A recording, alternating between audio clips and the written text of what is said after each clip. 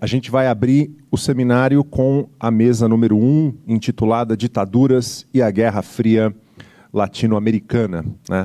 Meu nome é Felipe Loureiro, eu sou professor aqui do Instituto de Relações Internacionais, estou coordenando, né, a organização desse seminário, e para mim é uma honra ter a presença de vocês e ter a presença dos meus colegas aqui nesta primeira mesa. Nós vamos ter 3 apresentações, cada uma das apresentadoras e apresentador terá 25 minutos para suas considerações. Depois, enquanto moderador, eu vou abrir a palavra para que perguntas e comentários possam ser feitos às falas. Nós vamos ter inicialmente a professora Eleonora Natali, que está aqui à minha esquerda, que é professora do King's College, em Londres, etnógrafa e cientista política, doutora pela Keele University. Ela fez pós-doutorado na Universidade Nacional de San Martín, em Buenos Aires, e o interesse de pesquisa da professora Eleonora está em explorar a dimensão cotidiana da vida militar, especialmente as esferas social e familiar dos membros das Forças Armadas, sobretudo na Argentina, e mais recentemente ela vem trabalhando também com o Brasil, com foco nas relações civil-militares. Da sua produção, eu trouxe aqui 2 exemplos que eu considero bastante significativos. Um artigo que ela publicou na Bulletin of Latin American Research, chamado Researching Violence in Everyday Life na década de 70, An Ethnographic Approach to the Argentine Military Family, e um capítulo que ela publicou em 2019, num livro chamado The Politics of Military Families, que é chamado Dealing with Condemnation, Military Families and Transitional Justice in Argentina, um livro que foi publicado em 2019 pela Routledge. Obrigado, professora Eleonora, pela sua participação aqui conosco. Depois nós teremos a professora Julieta Rostica, que vai participar online e que já está visível para todos e todas aqui no nosso telão. Ela é socióloga e doutora em Ciências Sociais e Humanas pela Universidade Nacional de Quilmes. É investigadora independente do Conselho Nacional de Investigações Científicas e Técnicas, o CONICET, e docente da Universidade de Buenos Aires. Atualmente, ela dirige 3 projetos de pesquisa, cujos títulos são La Coordinación Represiva entre Guatemala, El Salvador, Honduras e Argentina, 1976-1983, Las Condiciones Sociohistóricas de la Colaboración y Coordinación Represiva entre Argentina, Honduras, El Salvador y Guatemala, e Países Amigos, la Formación Militar Centroamericana por las Ditaduras de Argentina e Chile. Da produção da professora Julieta Rostica, eu destaco aqui o livro que ela escreveu em 2021, La Colaboración de la Dictadura Militar Argentina en la Lucha contra Subversiva em Guatemala, 1976 e 1981, e um artigo que ela publicou na Journal of Latin American Studies, chamado The Collaboration of the Argentine Military Dictatorship with the Governments of Guatemala and Honduras in their Fight Against Subversion, 1980 a 1983.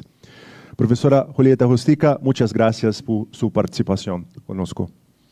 E aqui, à minha direita, a gente tem o Gianfranco Caterina, que é pós-doutorando aqui no Instituto de Relações Internacionais, e doutor em História, Política e Bens Culturais pelo CPDOC e da Fundação Getúlio Vargas. Ele foi pesquisador visitante na Elliott School of International Affairs, na George Washington University, em 2016. Tem experiência de pesquisa na área de História das Relações Internacionais, particularmente nas relações entre Brasil e União Soviética durante a Guerra Fria e política externa soviética para o Terceiro Mundo, especialmente nos tópicos envolvendo modernização e cooperação econômica. Da sua produção, eu destacaria o artigo Cold War, Oil, Development and Political Unrest, The Brazilian Experience, que foi publicado na Diplomatic History, que foi escrito em coautoria com meu colega Alexandre Morelli, que também aqui está presente, e um artigo denominado Quem detém o interesse nacional, o malogro da cooperação entre a Companhia Industrial de Rochas Betuminosas e a União Soviética no setor de gás de xisto no Brasil, que foi publicado na Latin American Research Review. Muito obrigado, Jean, pela sua participação. Então, agradecendo mais uma vez ao público e aos membros da mesa, eu passo a palavra à professora Eleonora Natali. Obrigada, Felipe. Se escuta?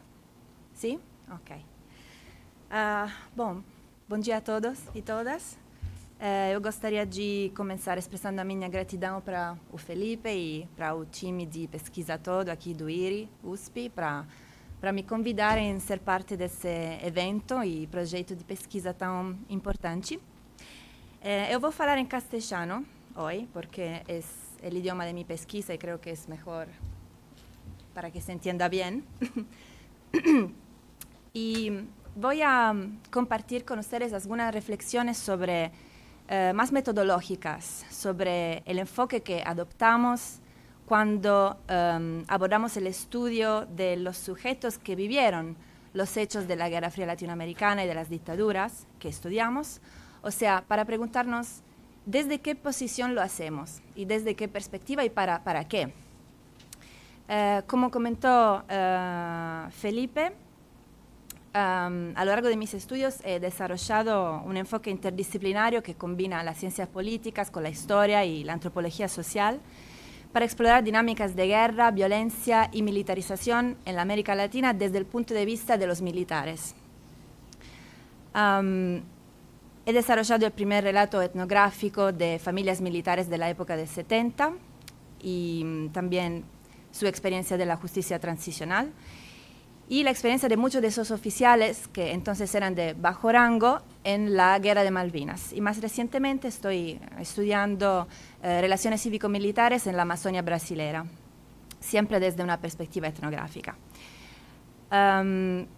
Después de décadas desde el final de las dictaduras en América Latina, las visiones dicotómicas de la Guerra Fría y su división del mundo en bloques antagónicos aún se refleja en las maneras en que las sociedades, los medios de comunicación y los académicos estudiamos no solo ese pasado violento y autoritario, sino sobre todo el actuar de los militares en ello. Hoy voy a reflexionar con ustedes sobre la utilidad de un enfoque interdisciplinario y etnográfico de abajo hacia arriba, para comprender mejor el poder militar, señalando la importancia de combinar el conocimiento de las relaciones, las ideas y las teorías de la Guerra Fría en América Latina con la experiencia de los militares que las implementaron en los contextos dictatoriales que todos estudiamos. Para explicar la conducta de los militares, especialmente aquellos que formaron en la época la base de la institución, es fundamental explorar también las identidades, prácticas sociales, valores y normas que ellos construyeron y que les permitieron recibir y vernacularizar las lógicas de la Guerra Fría en su vida cotidiana durante la dictadura. Investigar lo militar en América Latina es un tema complicado. La evolución compleja de las relaciones cívico-militares después de las dictaduras y las visiones geopolíticas tradicionales que ponen el Estado en el centro de su análisis ha influido mucho en los estudios sobre este tema. Hasta el día de hoy, las representaciones monolíticas de los militares como un bloque homogéneo, cristalizado en el ejercicio de la represión y las consecuencias de esa represión que de hecho ejercieron durante la época, siguen limitando la producción de un conocimiento más matizado sobre los militares de la dictadura en la mayoría de los países latinoamericanos. Los militares son considerados generalmente un actor separado, alieno a la sociedad. En la Argentina, los científicos sociales principalmente consideran a las Fuerzas Armadas como un actor político o un agente estatal, el brazo armado de un Estado criminal. A pesar de los recientes trabajos historiográficos que ofrecen nuevas perspectivas sobre el pasado dictatorial a partir de Finkelstein y Águila, Brennan, y estudios que reconstruyen la memoria militar a partir del discurso oficial de la institución, tipo el trabajo de Feld y Salvi, cuando se trata de abordar el actor militar de los 70, muchos todavía se basan en las doctrinas filosóficas y geopolíticas que determinaron la acción militar durante la Guerra Fría, en lugar de explorar identidades, vidas cotidianas e interacciones de esos militares con otros grupos de la sociedad. Por otro lado, desde la reapertura de los juicios en 2005 en Argentina, los medios y los científicos sociales argentinos han abordado a los militares casi exclusivamente como represores, centrándose en las violaciones de derechos humanos. Sin embargo, esa perspectiva no nos permite alcanzar una comprensión holística del actor y del poder militar. La etiqueta de represor está arraigada en el contexto moral y jurídico de las violaciones de derechos humanos, pero ignora otros aspectos de la identidad militar que son igualmente importantes para entender el actuar militar en las experiencias autoritarias. Entonces, influenciado por la geopolítica y las ideas de la Guerra Fría por un lado, y la agenda de derechos humanos por el otro, los estudios sobre las Fuerzas Armadas argentinas de la época del 70 presentan algunos límites. Por lo contrario, en Brasil sí hubo estudios sobre la memoria militar de la represión a partir de las palabras mismas de sus protagonistas, abordados como militares. Me refiero, por ejemplo, al trabajo de María Celina de Araújo. Pero son ejemplos algo aislados que deberían, yo creo, ser reproducidos en el presente a la luz de los que son las actuales relaciones cívico-militares en Brasil y el involucramiento, a veces autoritario e ilegal, de las Fuerzas Armadas en la política brasilera. La etnografía, con sus técnicas de entrevistas en profundidad y observación participante, nos ayuda en eso, porque permite comprender un fenómeno o un grupo social en los términos de sus miembros y protagonistas.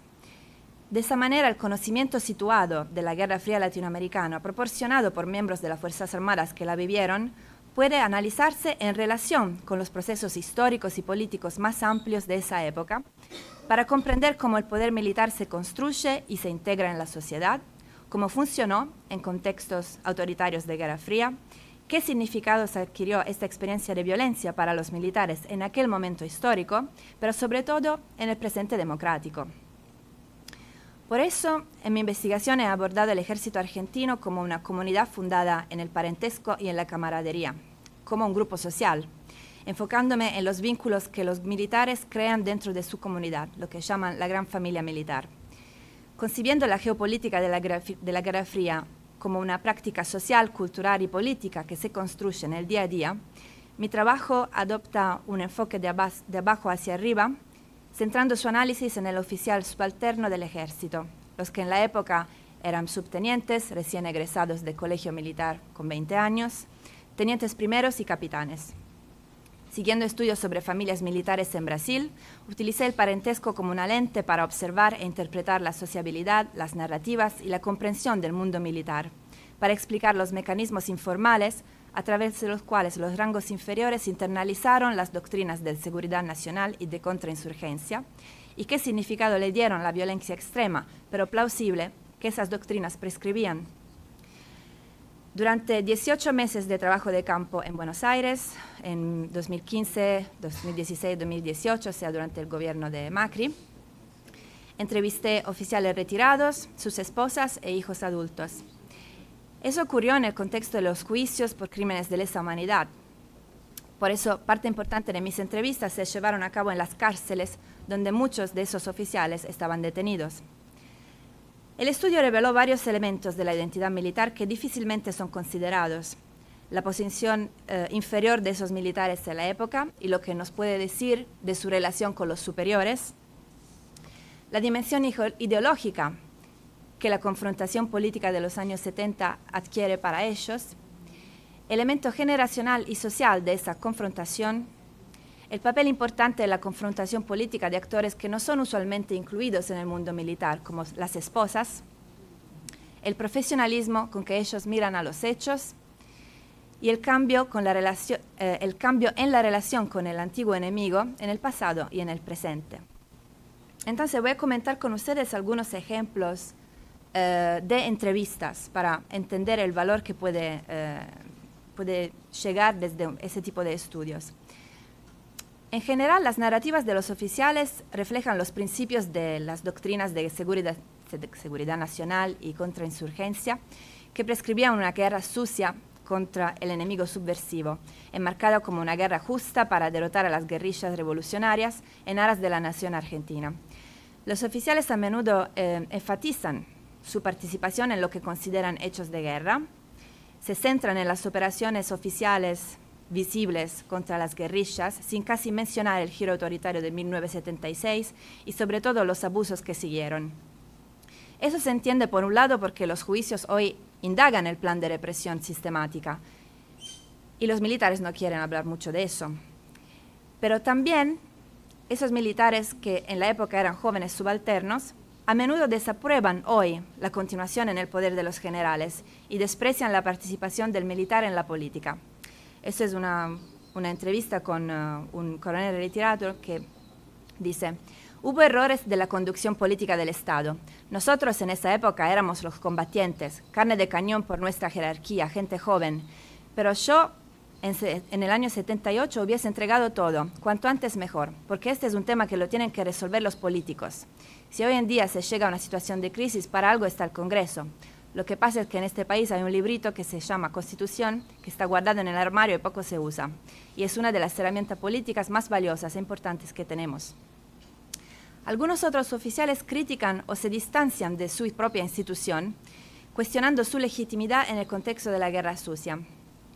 Otro oficial dice: la Argentina estaba en un estado complicado antes del golpe. Tanto fue así que en el 75 se lanza el operativo Independencia en Tucumán, pero lo hizo una presidenta electa, refiriéndose al gobierno de Isabel Perón.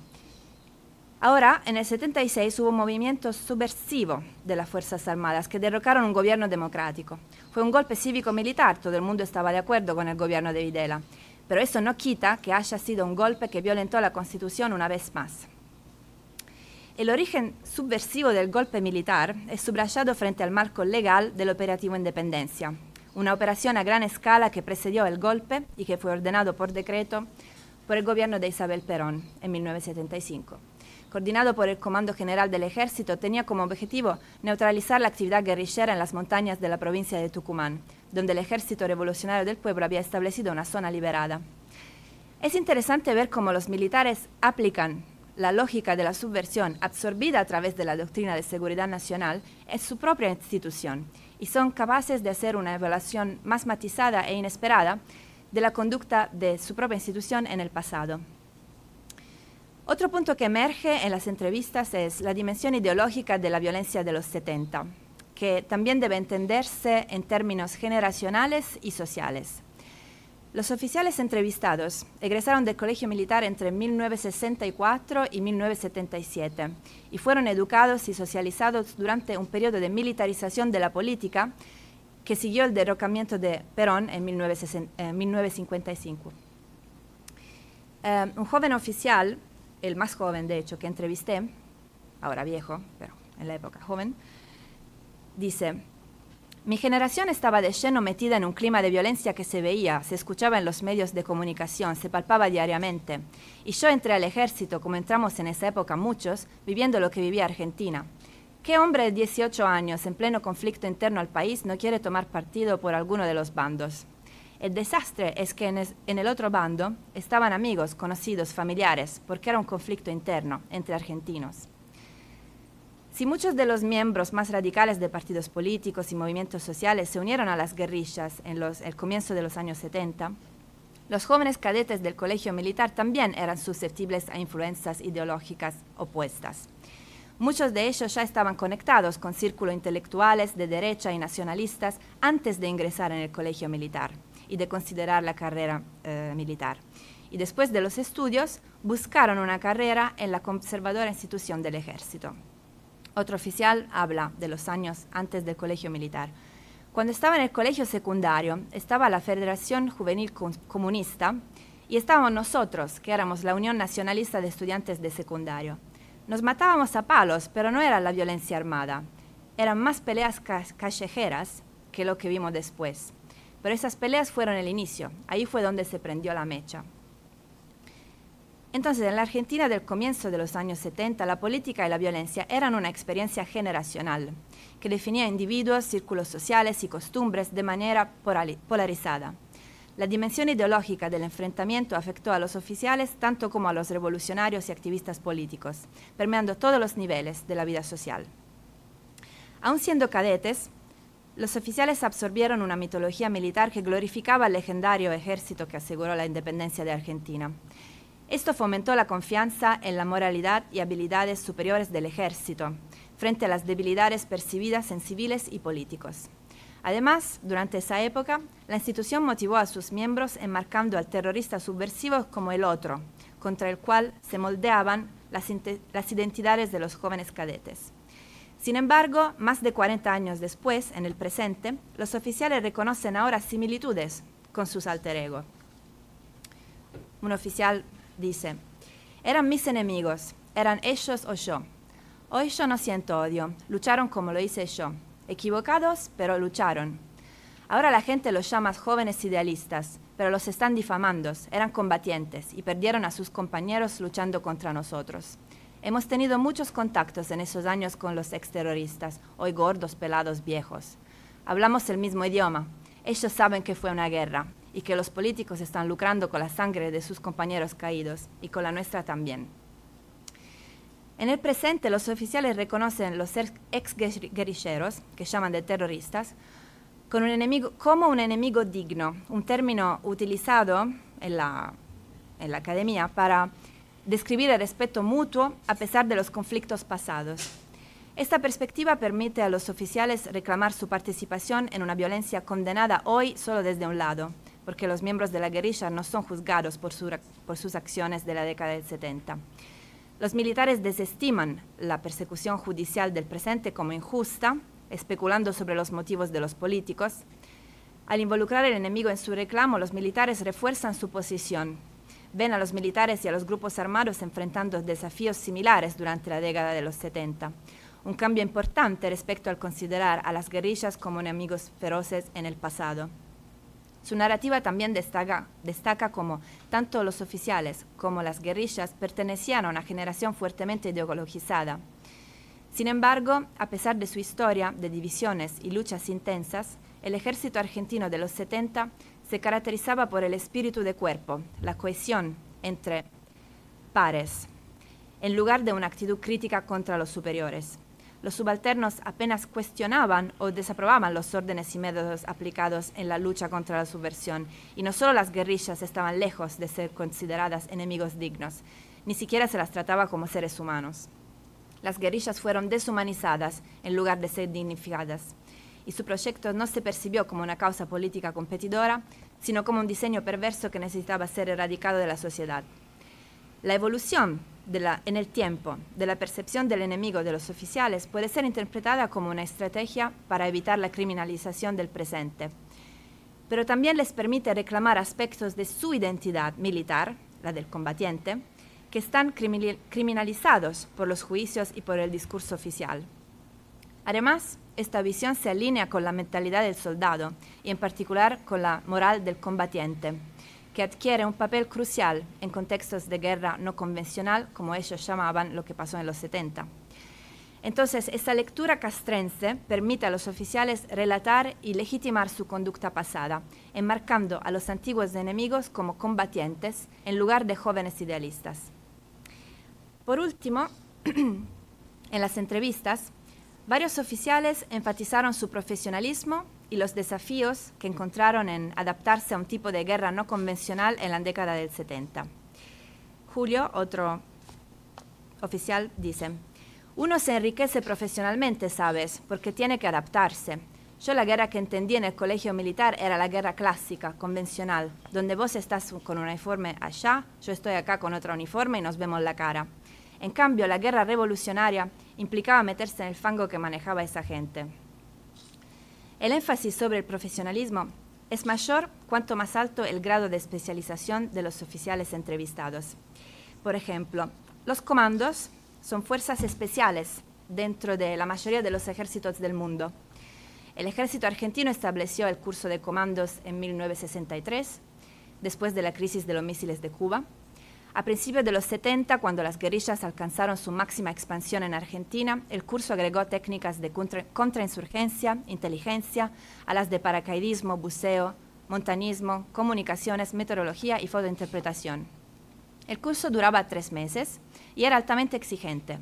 Aquellos que completaban con éxito el entrenamiento adquirían un estatus de élite dentro del ejército.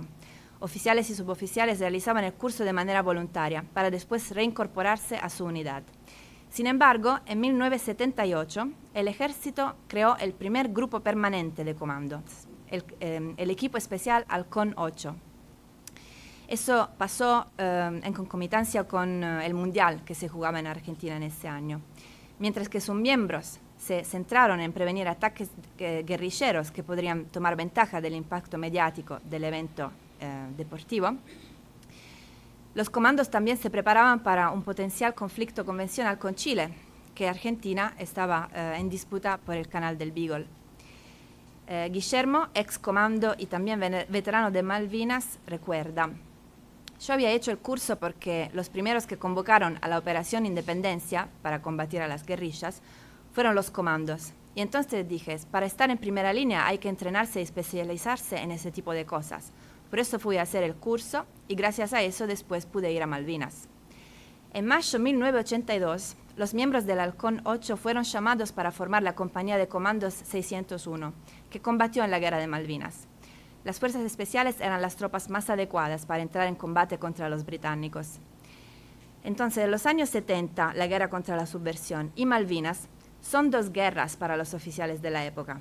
En la perspectiva de los que participaron en ambas son parte de una trayectoria profesionalizante que, si reconocida, nos permite estudiar, por ejemplo, la Guerra de Malvinas como lo que fue, un conflicto convencional entre dos ejércitos regulares. Eso abriría nuevos horizontes en el estudio de un conflicto armado con características únicas, que hoy cae dentro del paraguas de los errores y horrores de las dictaduras argentinas, la extensión del terrorismo de Estado en el sur Atlántico, donde las Fuerzas Armadas son abordadas con el único papel que les compete, el de los represores, esta vez contra los soldados conscriptos que subieron sus abusos. Entonces, para concluir, ahora bien, la importancia de los datos revelados por esos oficiales radica más en su formación y posición como jóvenes oficiales subalternos de los 60-70 que en un respaldo acrítico de la dictadura o una incorporación automática de las doctrinas de la Guerra Fría. Esta importancia, pero, emerge solo si interpretamos esas narrativas teniendo en cuenta la mentalidad y socialidad del militar con el objetivo de comprender, en lugar de justificar, su conducta en el contexto más amplio de la Guerra Fría latinoamericana. Este enfoque etnográfico desafía las visiones estereotipadas y limitadas de los militares y su actuación en el pasado violento. El análisis incluye elementos a menudo descuidados en el estudio sobre Fuerzas Armadas, como parentesco, género, clase, antecedentes políticos y educativos. Investigar a los militares de la dictadura, dando cuenta de esa multitud de identidades, puede resultar incómodo, porque desafía la noción por la cual el mundo de los represores y el de las víctimas no tiene nada en común. Los militares recuerdan los años 70 tanto como jóvenes argentinos, más o menos ideológicamente motivados, y como profesionales, haciendo una evaluación de la conducta del antiguo enemigo y de su propia institución, mostrando cómo un aspecto no es separable del otro. Explican cómo fue un deber profesional y moral para ellos ejercer la violencia para la cual estaban preparados y que consideraban necesaria para un propósito superior. Tienden a no hacer referencia a la escala y las formas de la acción represiva para ofrecer una imagen respetable de los militares dentro del contexto contemporáneo que los condena públicamente. Estas percepciones se revelan a través del análisis de narrativas que los participantes compusieron 4 décadas después de los hechos a las que se refieren. Sin embargo, es esta dimensión diacrónica la que revela rupturas y continuidades entre las narrativas del presente y las del pasado. No se toman como hechos, sino que nos permiten repensar las relaciones dentro de la comunidad militar y entre esta y el resto de la sociedad, más allá de las lógicas y estructuras de la Guerra Fría. En este proceso a su vez muestra qué significados atribuyeron los militares a la violencia en su vida cotidiana y en qué medida esos significados sobrevivieron o cambiaron en el presente de justicia transicional.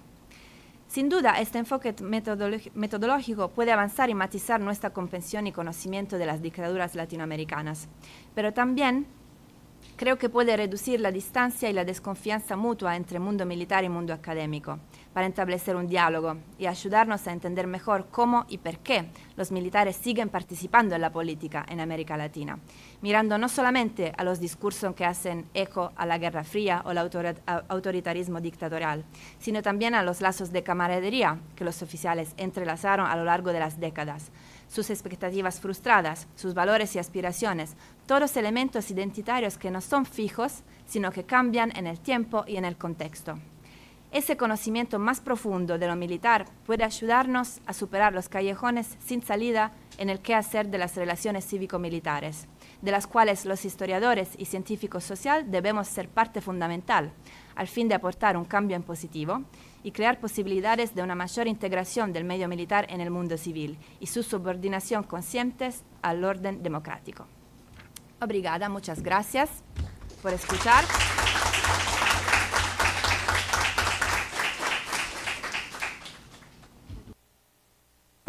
Muito obrigado, professora Eleonora, sobretudo por ter respeitado, né, de maneira precisa os 25 minutos.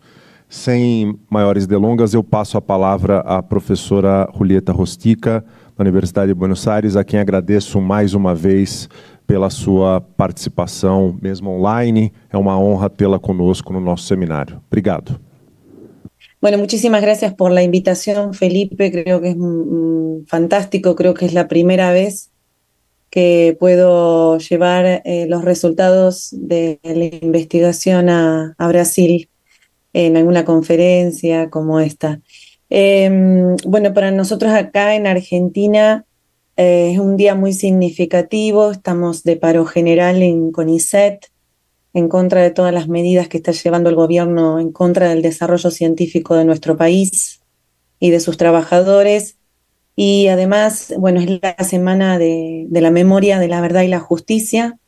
El 24 estamos marchando, el domingo, recordando la siniestra última dictadura militar argentina y a los miles de detenidos desaparecidos, así que quería empezar mencionando estas dos cuestiones que creo que son muy importantes. Nuestra investigación es una investigación de muy largo aliento y de muy largo alcance. Empezó en el año 2012 y yo creo que tuvo un impulso muy importante gracias a esa renovación del campo de los estudios sobre la Guerra Fría latinoamericana. La verdad que creo que ha permitido la introducción de problemas de investigación que creo que no podríamos habernos encarado sin un enfoque, digamos, de este tipo. Creo que tiene que ver con algunas cuestiones que venimos discutiendo y que se han planteado en el libro que ha compilado Vani Petiná. Por un lado, el acotamiento de la temporalidad que venía teniendo el campo de los estudios de la historia reciente, al menos en mi país, ¿no? Y ciertas limitaciones también del campo respecto a la interdisciplinariedad. Yo vengo de la sociología, de la sociología histórica, de los análisis comparativos, y a veces había ciertas dificultades en las relaciones entre los campos o entre los grupos y los equipos de investigación. Entonces creo que que la renovación de este campo, digamos, que estamos llamando de la Guerra Fría latinoamericana, ha permitido un poco eso, ¿no? Y también especialmente en relación a las escalas y al tratamiento de las escalas nacionales. Nosotros cuando realizábamos comparaciones entre las dictaduras institucionales de las Fuerzas Armadas, generalmente el periodo de la última dictadura argentina nos quedaba corto, ¿no? Entonces, esto de pensar los procesos sociohistóricos latinoamericanos en el marco de un periodo más largo y de escala global, que sería la Guerra Fría, nos permitió, digamos, introducir varios interrogantes y plantear e interrogar estas relaciones entre los actores locales y las potencias mundiales y sus grados o no de autonomía, sin dejar de tener en cuenta las relaciones de dependencia, imperialismo y colonialismo, y además pensar, digamos, los sistemas de alianzas y las redes transnacionales que en realidad tienen un largo periodo de gestación, ¿no? En paralelo, cuando empecé a realizar ese trabajo de recopilación historiográfica que vinculaba, digamos, la temática de la Guerra Fría con las perspectivas transnacionales, me encontré con una producción bastante interesante en América Latina y en español, pero sin embargo yo creo que efectivamente ese también impulso de los estudios transnacionales desde Estados Unidos, sobre todo más lo que tiene que ver con las metodologías, la organización de los análisis y de los estudios, por ejemplo, preguntas en torno al cómo, al por qué de las redes, entre quiénes y con qué propósito se construyen las redes, las ideas y los intereses que las nuclean, las estrategias y las técnicas que utilizan, y también el impacto que puede tener en la política internacional. Creo que fue también otra cuestión bastante importante que nosotros tuvimos en la investigación que estamos realizando, y que además que el historiográfico y la revisión historiográfica me permitió también volver a constatar algo que más o menos venía reflexionando en torno a la construcción de 4 redes que en realidad tienen temas que están entrelazados y que me parece que pueden hacernos reflexionar de otra manera, digamos, el periodo de la Guerra Fría latinoamericana. Las redes entre las Fuerzas Armadas estatales, las redes entre las organizaciones civiles de las extremas derechas, las redes entre las organizaciones político-militares y la nueva izquierda, digamos, y las gestadas entre los exiliados y las organizaciones de derechos humanos. Yo creo que el entrelazamiento de esas redes marcaron tiempos de auge y de declive del ritmo de la confrontación ideológica de la Guerra Fría latinoamericana, y esa investigación que nosotros estamos haciendo creo que puede dar pistas y es un ejemplo de ello, ¿no?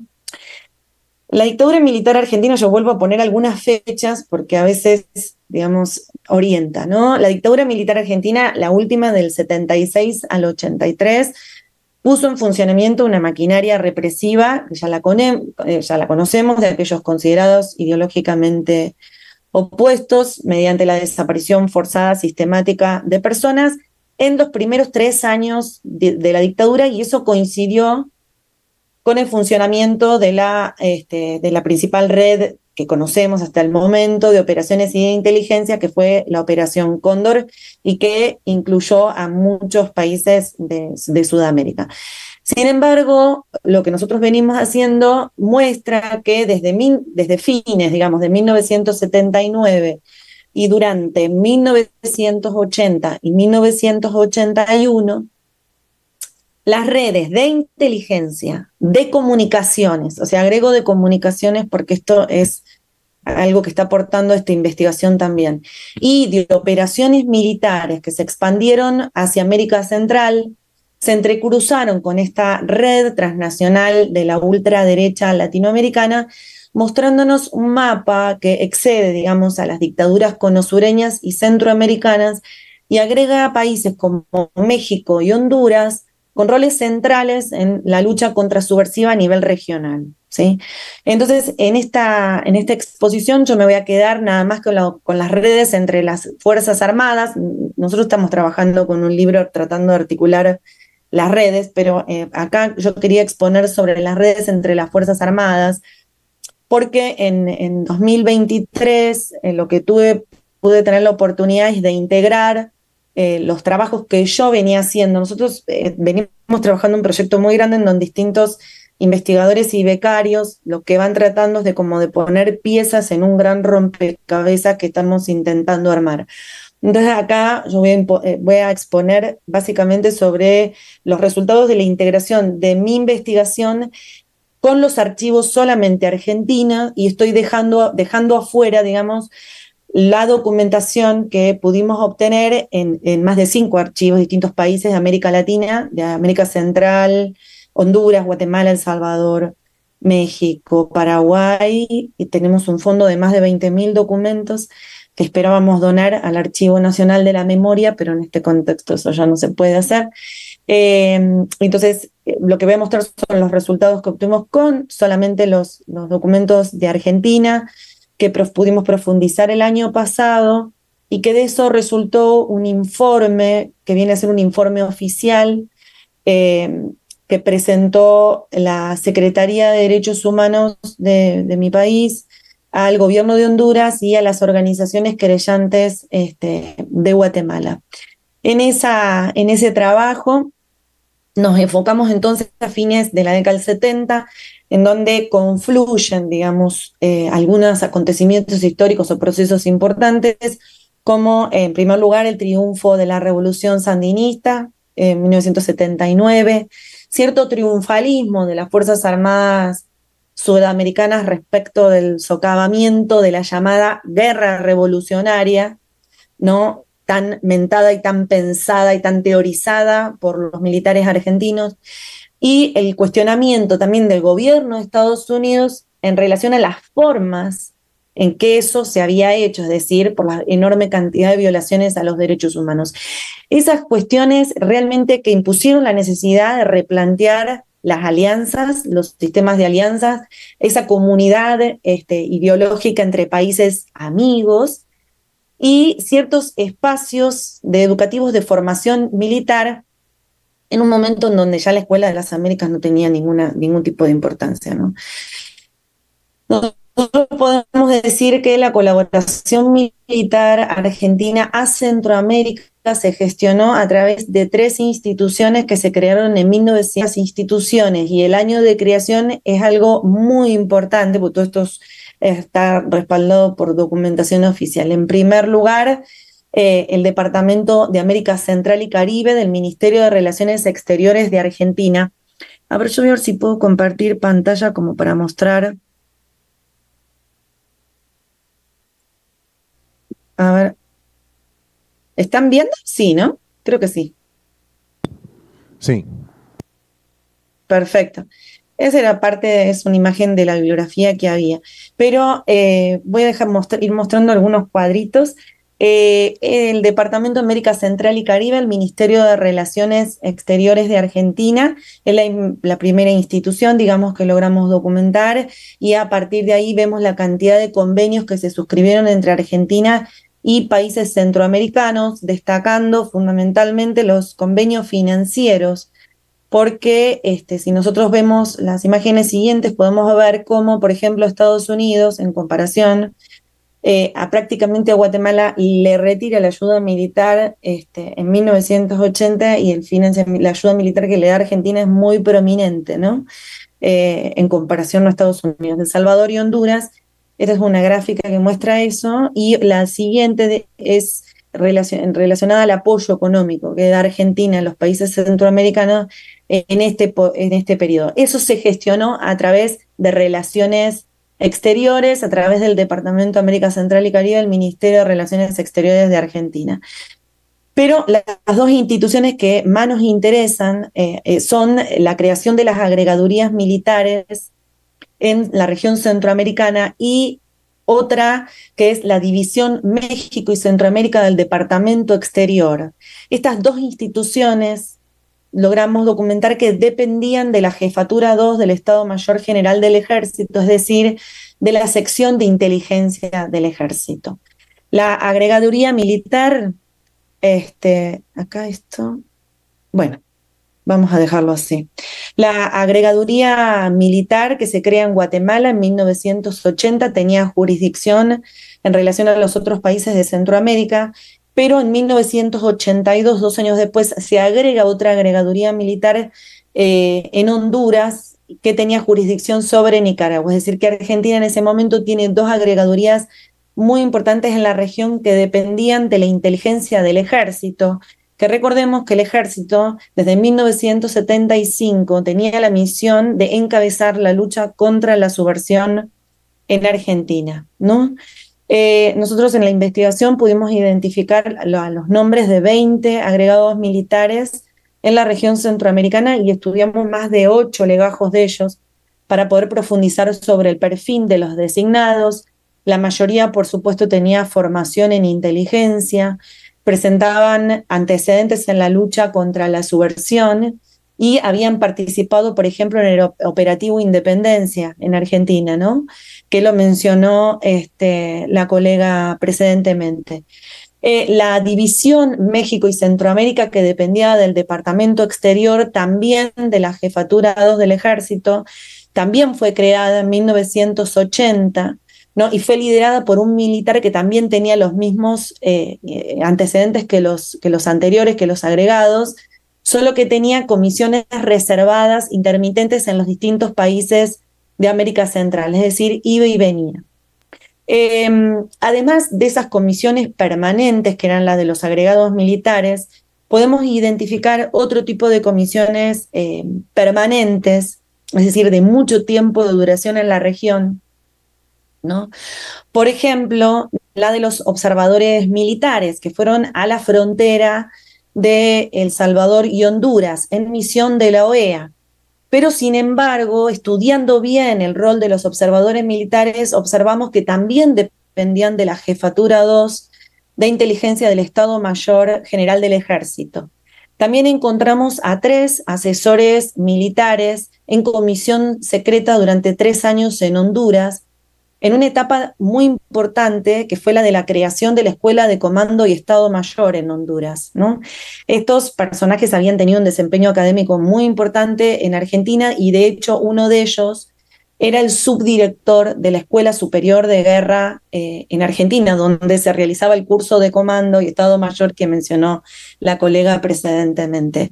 2 de ellos tenían especialidad en inteligencia, pero lo que es muy importante de detectar los nombres de estas 2 personas es que uno de ellos, según figuran los estudios que realizamos de los legajos, entre 1976 y 1977, uno fue jefe de la División Continental y Mundial en el Departamento Exterior y el otro fue coordinador internacional de la lucha contra la subversión entre países de América Latina. Y había tenido que conducir, esto son palabras textuales del legajo, actividades especiales de inteligencia fuera del país entre Estados Unidos, Honduras, Nicaragua y Argentina, ¿no? Todos ellos además fueron condecorados en los países centroamericanos, ¿no? Por ejemplo, acá muestro algunos ejemplos de las imágenes que hemos encontrado de las condecoraciones de Honduras, condecoraciones de Guatemala y condecoraciones en El Salvador. Vamos a dejar alguna de ellas.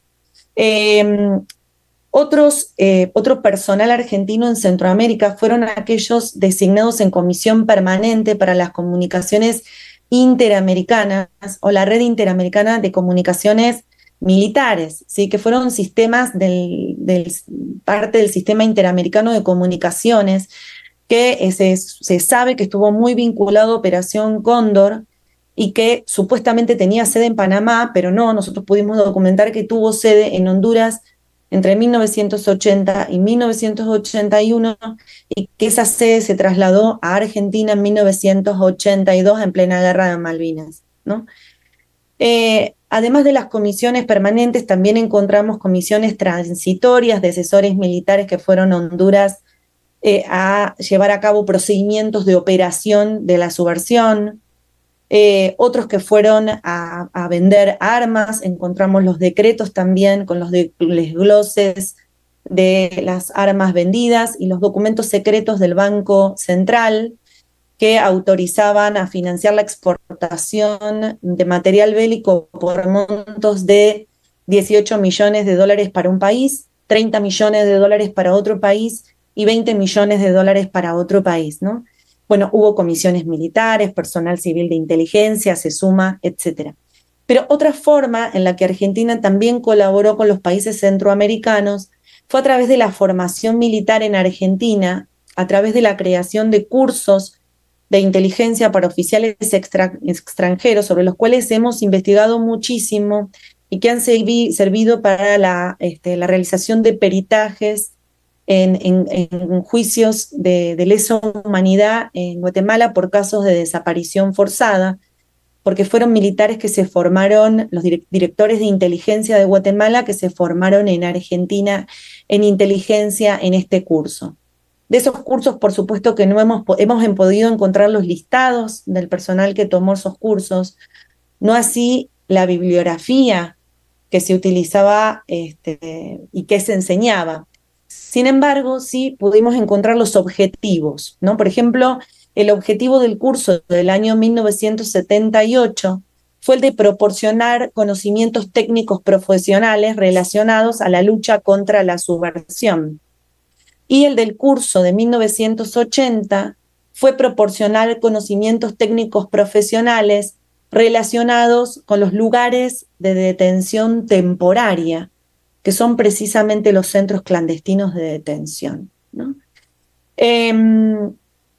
bueno, para ir adelantando, porque si no se me va a ir el tiempo, donde vemos la recepción o el aprendizaje, tanto en esas asesorías militares y el mundo que abren, digamos, todas estas relaciones y sistemas de alianzas que se vinculan a nuestras instituciones educativas, ¿no? Tanto por los asesores como los cursos que tomaban acá. Bueno, por ejemplo, en el Manual de Guerra Contrasubversiva de Guatemala, de 1978, pero también en sus sucesivos versiones, en donde encontramos bibliografía citada de Argentina, ¿no?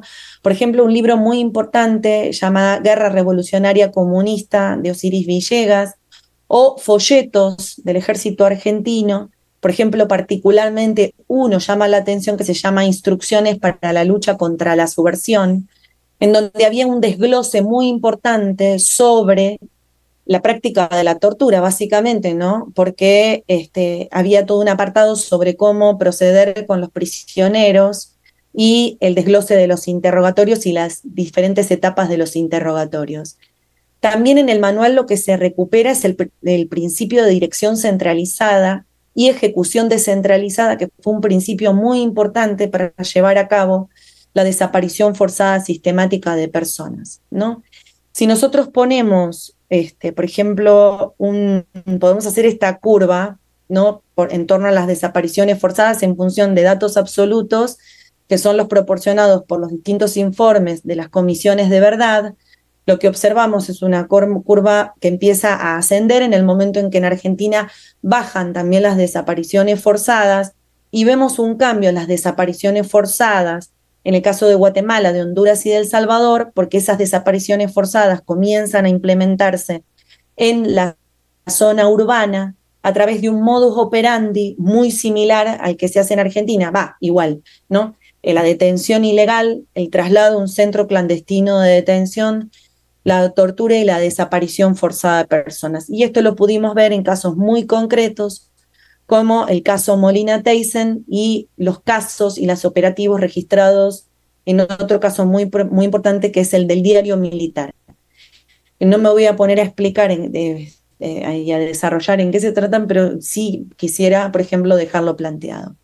Entonces, como para terminar y para decir algo en síntesis, si bien es cierto que no podemos establecer una relación automática entre los objetivos de los cursos que se dictaron en Argentina o en Centroamérica por los militares argentinos, las citas de los argentinos en los manuales centroamericanos y las prácticas represivas llevadas a cabo en la región, sí podemos pensar entonces que los espacios de educación, de formación y de instrucción militares que forjaron las Fuerzas Armadas Argentinas para centroamericanos se transformaron en espacios de circulación transnacional, tanto de ideas, de conocimientos entre militares de diferentes países, y permitieron la creación de redes de solidaridad y de pertenencia en coyunturas específicas, redes de inteligencia, redes de comunicación, sobre los cuales nos falta bastante investigar, y operaciones también, y una especie de comunidad ideológica de países amigos, tal cual como ellos lo presentan en los distintos títulos de sus manifiestos. Así que bueno, nada, con esto termino. Muchísimas gracias y aquí dejo la presentación.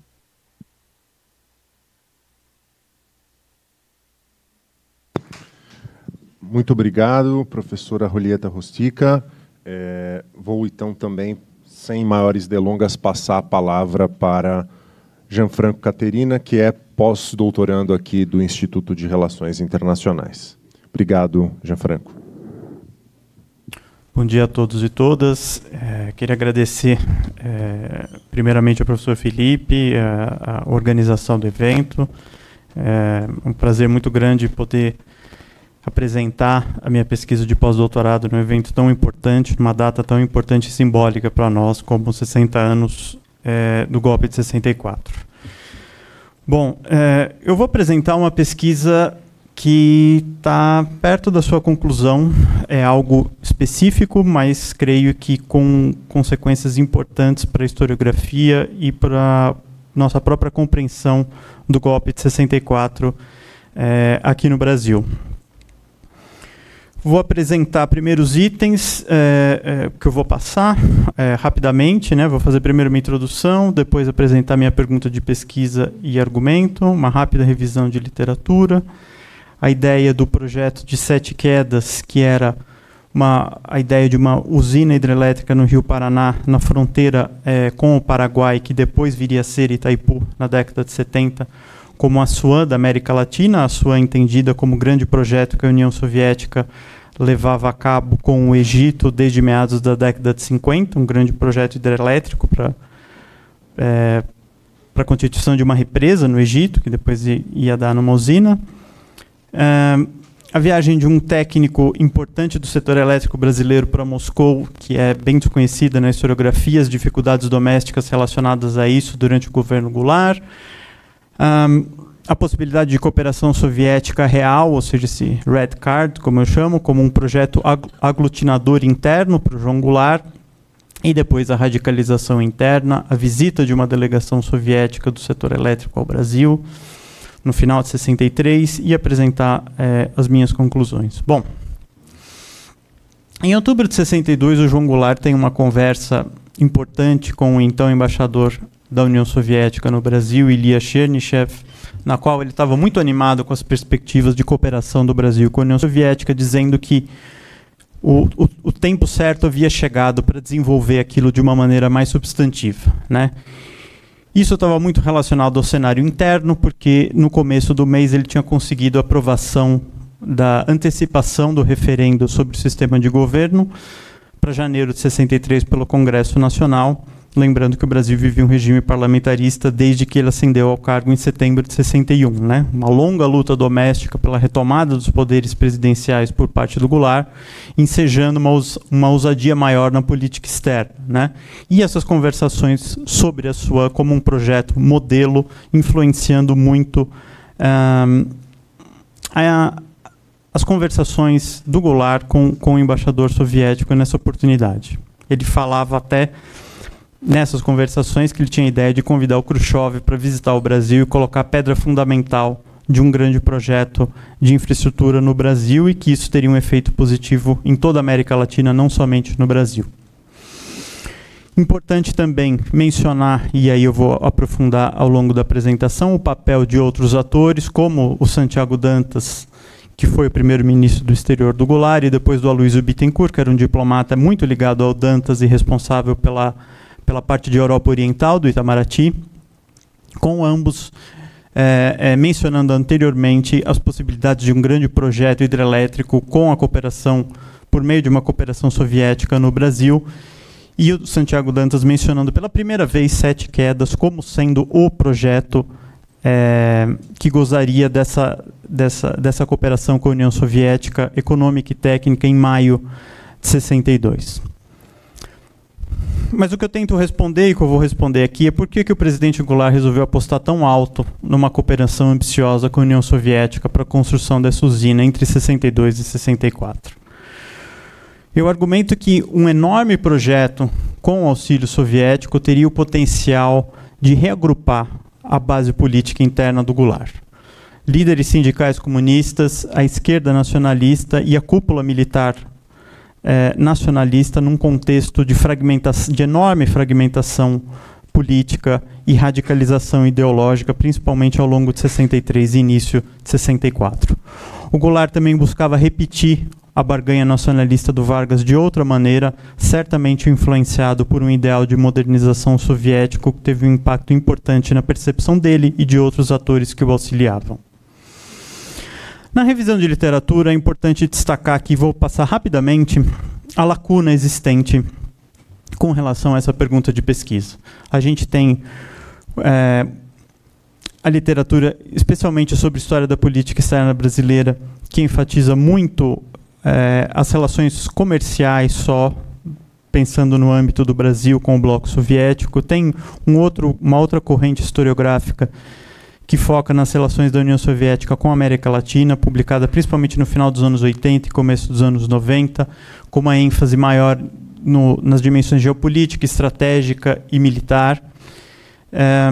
Mais ou menos na mesma época também, uma outra corrente analisando as relações da União Soviética com o Terceiro Mundo, e aí com ênfase na cooperação econômica e nos casos do Egito e da Índia, mas com pouquíssimo foco na América Latina, com exceção de Cuba. Essa corrente tem uma renovação importante nos últimos anos, principalmente com trabalhos do David Engerman e do Alessandro Iandolo, mas não com o conceito de terceiro mundo aplicado, mas focando em casos específicos. A historiografia que trata especificamente das relações do Brasil e da União Soviética, com uma ênfase mais generalista, mas não em projetos específicos, como eu estou analisando aqui. Estudos específicos sobre Itaipu, que há inúmeros, mas sem mencionar a possibilidade soviética, e a história oral do setor elétrico brasileiro, que me auxiliou de uma maneira importante nessa reflexão. Bom, como o projeto de Sete Quedas se tornou a SWAN da América Latina para os policymakers brasileiros? Eu vou apresentar primeiro alguns antecedentes importantes, mais gerais. Como a gente sabe, o Brasil, no pós-guerra, até o início dos anos 60, viveu um período importante de crescimento industrial e urbanização, né? Acompanhado de uma intensificação das instabilidades sociais e também uma deterioração significativa no setor externo da economia. Então, quer dizer, essa necessidade de aumento da oferta de energia doméstica estava acompanhada de um cenário de escassez de moeda forte desaceleração econômica, principalmente já a partir de 63, e um aumento da inflação que já batia 50% ao ano em 62. Os técnicos do setor elétrico brasileiro já, de alguma forma, previam, já na década de 50, em meados da década de 50, a possibilidade de uma grande crise energética, principalmente nos estados de São Paulo, Rio e Minas. Então foram criadas novas taxas de eletrificação visando financiar melhor as companhias estaduais, mas já se entendia sobre a necessidade de um sistema nacional unificado, elétrico, né? E a questão crucial passou a ser como a tarifa deveria ser reajustada, né? Que no fundo era como financiar a expansão do setor elétrico brasileiro. E essa pergunta ela bate direto com o núcleo da própria controvérsia nacionalista do período, ou seja, qual o papel do capital estrangeiro no desenvolvimento do país, já que as duas principais distribuidoras de energia elétrica no Brasil, dos principais centros, eram empresas estrangeiras, né, a Light e a Anforp. Isso possibilitou uma oposição, a oposição foi se aglutinando no Congresso em torno dessa pauta nacionalista, criticando os lucros que eram considerados exagerados, exorbitantes da Light e da Anforp. Importante pensar que essa oposição era suprapartidária, ela não estava localizada exclusivamente no PTB, né? E intensificando esse debate e pressionando por essa questão do reajuste tarifário.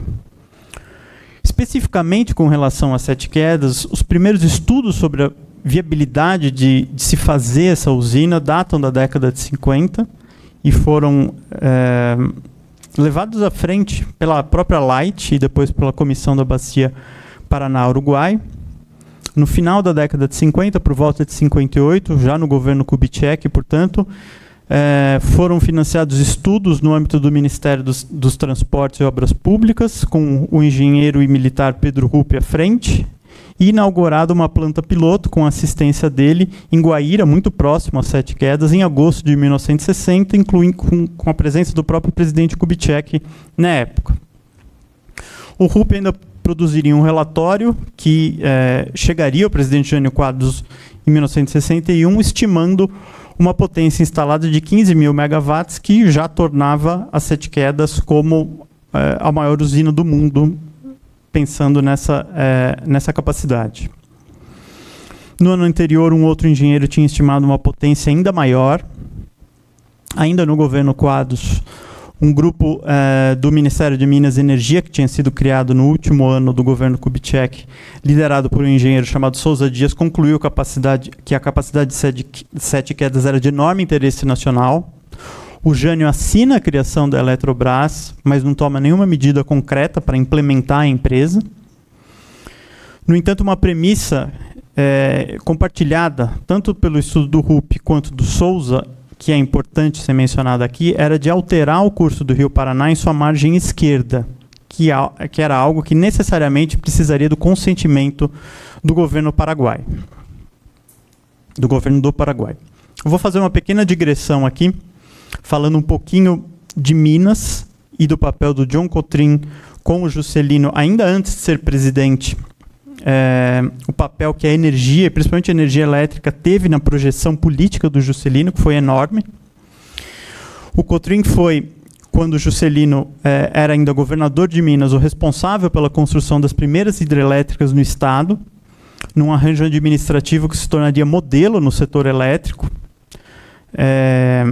Ele liderou estudos para a hidrelétrica de Furnas e depois se tornou o primeiro presidente da Central Elétrica de Furnas. E junto com o Lucas Lopes, o Cotrim tinha acesso direto ao presidente para tratar dessas questões de energia elétrica. Então a gente está falando de alguém bem influente e com proximidade importante do núcleo do poder, né? Com a ascensão do Goulart como presidente em 61, ele permanece interessado no projeto de Sete Quedas. Há uma entrevista do Cotrim que foi realizada em 2000, na qual ele diz que o ministro Gabriel Passos, que era da UDN, mas era um nacionalista, e o Santiago Dantas, ministro do Exterior, queriam fazer de Sete Quedas a Assuã da América Latina após uma conversa com o presidente Goulart. Isso chegou até ele dessa maneira, né? A gente percebe uma convergência nacional desenvolvimentista que atravessa os partidos políticos brasileiros, né, nesse caso específico, mas ao mesmo tempo o Cotrim era muito cético a esse projeto específico, dizendo que ele achava que era prematuro e um pouco fantasioso, já que faltavam estudos e havia outros projetos mais interessantes para serem desenvolvidos. O Passos acaba encarregando o escritório OMF de elaborar um estudo mais detalhado sobre Sete Quedas. Esse escritório era chefiado pelo Otávio Marcondes Ferraz, que foi ministro das Obras Públicas do Café Filho, e o principal responsável pela construção da usina de Paulo Afonso, na Bahia, nos anos 50. Era filiado ao UDN e tinha uma visão bem mais favorável ao capital estrangeiro do que os dois nacionalistas, Passos e Dantas. Ele assina o contrato para preparar o relatório em março de 62, e ele nomeia um jovem engenheiro e químico, Paulo Richer, para dirigir o grupo de trabalho de estabelecimento da Petrobras, né? O Paulo Richer era uma figura muito próxima do Goulart e do PTB, era afiliado ao PTB e tinha até um laço de parentesco importante, porque ele era casado com a sobrinha do Goulart e tinha acesso privilegiado ao Goulart e ao entorno mais próximo do presidente. Inclusive participou da campanha presidencial de 55, do Kubitschek, que o Goulart foi eleito vice-presidente, né? E ele diz no seu depoimento que a escolha, o Richer, que a escolha do Ferraz era visando diminuir resistências quanto à criação da empresa, já que o Ferraz era um técnico influente com atuação política que era muito cético quanto à criação da Eletrobras, então chamá-lo para fazer um relatório sobre Sete Quedas era, de alguma forma, amortecer essa oposição. A controvérsia nacionalista tem um capítulo importante em meados de 62, com a criação da Comissão de Nacionalização das Empresas de Serviço Público, após as encampações do governador Brizola, realizadas no final da década de 50 e início da década de 60, e a busca por chegar a um acordo para a compra da Anfop no Brasil, com a participação, inclusive, do Richer e do Dantas, né? Um mês antes, o Goulart havia visitado os Estados Unidos, e havia certa pressão de Washington para chegar a um acordo sobre isso, que não foi possível. O Richer argumenta que a intensidade da controvérsia nacionalista no Brasil impediu que se chegasse a um acordo. E quando a gente fala dessa exacerbação nacionalista, esse sentimento aqui no Brasil estava muito ligado a um desejo de independência dos Estados Unidos, maior autonomia decisória e a possibilidade de maior barganha no campo da cooperação internacional, que tinha uma grande possibilidade disso ser feito com a União Soviética. Claro, a União Soviética era uma possibilidade, né? Nesse sentido, o Dantas envia o Bittencourt a Moscou em maio de 62 para sondar a ideia de uma Assuã brasileira, como ela seria recebida em Moscou. E já no mês seguinte, o embaixador do Brasil em Moscou, Vasco Leitão da Cunha consegue encontrar o Khrushchev e faz uma menção à viagem do Bittencourt um mês antes, e falando desse projeto específico, e o Khrushchev diz, olha, a União Soviética tem toda a tecnologia necessária, os equipamentos, mas não capital para atuar no Brasil. Mas Moscou consideraria a possibilidade. Ele não fecha a porta e o assunto fica, assim, em suspenso. Bom, em junho, também, o Cotrim visita a União Soviética para participar de uma conferência sobre barragens.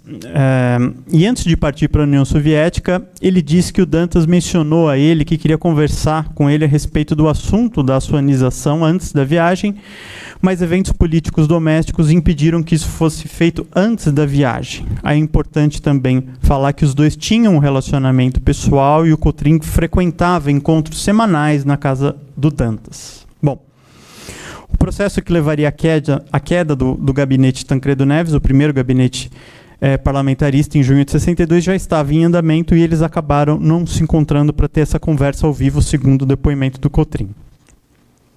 Ele acabou ficando 3 semanas na União Soviética, visitando as principais usinas em operação e em construção, e escreveu um relato equilibrado do sistema elétrico soviético que seria publicado em forma de livro e também em artigos no jornal O Globo. Mas o que acabou gerando mais controvérsia foram as críticas que ele fez ao padrão de vida na União Soviética, ao estado de vigilância, censura e falta de liberdades. Bom, a ideia do Dantas de trazer um técnico de alto escalão para defender as possibilidades de cooperação com a União Soviética acabaria falhando. Com relação ao financiamento do setor elétrico, uma lei acabou reformulando o recolhimento do imposto único sobre energia elétrica, que era uma das principais fontes de financiamento, instituindo um empréstimo compulsório, resgatável em 10 anos, para levantar recursos para o setor, ignorando completamente a inflação do período, que era muito maior do que isso, né? Em depoimento posterior, o Richer até admite que a solução definitiva seria dobrar a tarifa, mas nem ele nem o Goulart estavam dispostos a fazer isso. Então a solução, entre aspas, teria sido aumentar a tarifa sem beneficiar as distribuidoras estrangeiras do setor, o que mostra bem a intensidade da controvérsia nacionalista nesses anos. Bom, com o estabelecimento na prática da Eletrobras em 62, mesmo com essas mudanças com relação aos recursos, no relatório anual está claro que os recursos, esses novos recursos seriam insuficientes para cobrir os investimentos necessários se a taxa de crescimento média da última década no Brasil fosse mantida.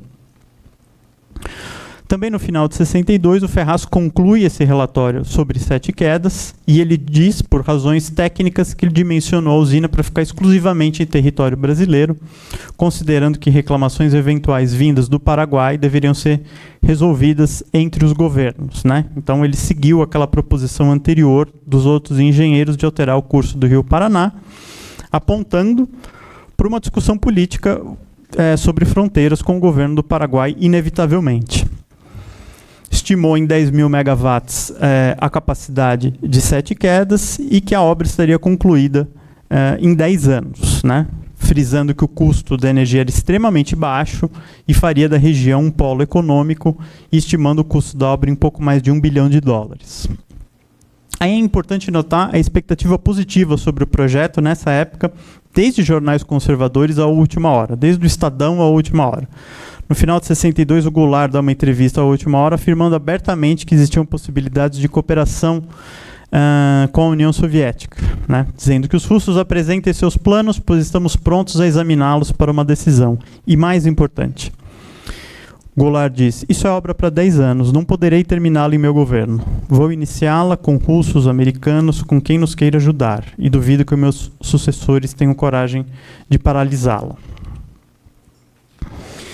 Ocorre, no entanto, que em novembro Goulart ameaça buscar assistência econômica soviética em reunião com Lincoln Gordon. E, ao mesmo tempo, ainda no final de 62, o crédito concedido pela Polônia ao Brasil, conversações sobre a compra de helicópteros poloneses e a visita ultimato do Robert Kennedy exigindo que os comunistas saíssem do governo Goulart tensionariam ainda mais essa conjuntura. No começo do ano, o Goulart retoma poderes presidenciais e o Ferraz envia uma cópia de seu estudo para o presidente e para o Richard.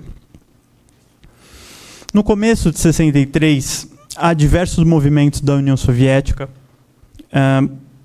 mostrando que positivos que a cooperação poderia ocorrer. Eu não vou entrar aqui mais em detalhes por causa do tempo.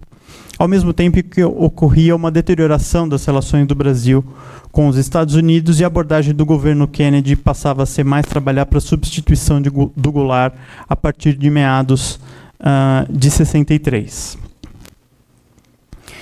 Então, a partir de junho, depois do segundo semestre, com uma nova reforma ministerial, o ministro das Minas e Energia, Oliveira Brito, recebe um relatório do Ferraz diretamente, com o Ferraz dizendo que estava na mão do ministro resolver o problema da maior usina do mundo, com o dobro da capacidade instalada do Brasil e por um custo específico equivalente a 1/4 da média internacional. A Eletrobras forma um grupo de trabalho sobre 7 quedas, com a coordenação do Lopes Leão, que era um ex-presidente de Furnas e ligado aos círculos empresariais de São Paulo, para coletar informações e desenvolver estudos complementares. No mês seguinte, o Ferraz se encontra finalmente com o Goulart, o presidente super entusiasmado, dizendo que ia fazer a obra, e o Richard teria dito que eram necessárias providências, e o Goulart teria dito que não queria saber disso, queria fazer as caneladas, segundo o Ferraz, ou seja, queria fazer aquilo de qualquer jeito. Conversações com a União Soviética são retomadas, sugeridas pelo Bittencourt e o Vasco Leitão da Cunha a respeito de 7 quedas, e o Goulart envia o Brito, o Richard e o Leão à Assunção para iniciar conversações para se entender com o Paraguai. Há um relatório do Brito em 63 prevendo uma violenta crise energética no início de 64 em estados do Sul, Nordeste, Amazonas, Mato Grosso e Distrito Federal, e nesse momento o Goulart dobra a aposta ao retomar assunto com o embaixador Fomin, contornando o Ministério das Relações Exteriores. Eu também vou passar um pouco mais rápido para eu conseguir chegar nas conclusões. O Goulart estava com uma grande expectativa que isso fosse encaminhado e faz o convite para os técnicos soviéticos virem ao Brasil, contornando o Ministério das Relações Exteriores, né? A chegada da delegação soviética é em dezembro de 63, eles ficam 40 dias no Brasil e visitam as principais usinas e obras em construção, a delegação chefiada pelo principal chefe do projeto de Assuã no Egito, né? Que era o Ivan Konzin, que falava que o Rio Paraná atendia todos os requisitos, faltavam apenas estudos mais detalhados sobre a área, logística para a construção e possibilidade de construí-la conjuntamente com o Paraguai. O Goulart fala que se a parceria não fosse possível, o Brasil ia construir a planta em suas águas de qualquer jeito, né? Enquanto os russos estavam aqui ainda numa reunião com o embaixador Fomin, o Goulart até fala que se a União Soviética fornecesse auxílio, até os comandantes do exército se livrariam de velhos preconceitos em relação à União Soviética e saudariam a intenção do governo. No entanto, num contexto de radicalização interna muito complicado e com enorme desgaste entre as esquerdas, o Goulart vai ficando acuado, há uma explosão de greves e paralisações. O Konzin consegue terminar esse relatório, envia a Moscou em janeiro de 64, prevendo um aproveitamento ainda maior, e falando que poderia ser uma das mais eficientes usinas do mundo, estima um custo um pouco maior e calcula em cerca de 600 milhões de dólares a possibilidade de auxílio soviético. No entanto, o cenário grave de crise energética acabou se concretizando. Até buscando uma estratégia diversionista, a Eletrobras começou a publicar anúncio nos jornais afirmando que o início da construção de 7 quedas estava próximo. O Goulart até vai se encontrar com o Stroessner em Assunção em janeiro, dizendo que com a colaboração do vizinho seria construída a maior usina do mundo. Concretamente, os dois países concordaram apenas na criação de uma comissão mista, não teve um grande avanço, né? Sabemos que o projeto não progrediu. Goulart afirmou que não gostaria de fazer uma visita protocolar, mas uma afirmação de expansão concreta da cooperação econômica com a União Soviética. E a ideia do projeto morreria com o golpe de 64 e seria sepultada com a queda do Khrushchev em outubro. Eu vou passar rapidamente pelas conclusões, não quero me tomar mais o tempo que eu sei que está em cima. Bom, As expectativas com o projeto de Sete Quedas eram enormes e, desde o Juscelino, Quadros e Goulart, eles tinham ciência do imenso potencial desse projeto. O Goulart tentou entabular conversações para o projeto ao mesmo tempo que tentava organizar o setor elétrico com a criação da Eletrobras, algo muito desafiador de fato. Para o presidente brasileiro, o gigantesco projeto tinha o potencial de reagrupar sua base política interna, como eu falei, e com a deterioração das relações Brasil e Estados Unidos, o Goulart investiria cada vez mais nos contatos diretos com o embaixador soviético, contornando o Itamaraty. Prova disso é a visita da delegação soviética do setor elétrico em dezembro de 63, como eu falei. Ocorre que os técnicos brasileiros do setor estavam divididos quanto ao projeto com auxílio soviético e a exacerbação da controvérsia nacionalista, como eu expliquei também, e a internalização do conflito bipolar, principalmente a partir de meados de 63, além do fracasso de lidar com a questão do financiamento do setor, contribuíram para esse ceticismo desses técnicos. Essa tentativa de início de barganha, portanto, seria arrastada pelo conflito bipolar, de modo que o progresso nas conversações iriam servir de base para acusações de apoio comunista ao governo brasileiro, num cenário radicalizado entre o final de 63 e início de 64, sendo um dos fatores que levaram ao golpe. Obrigado.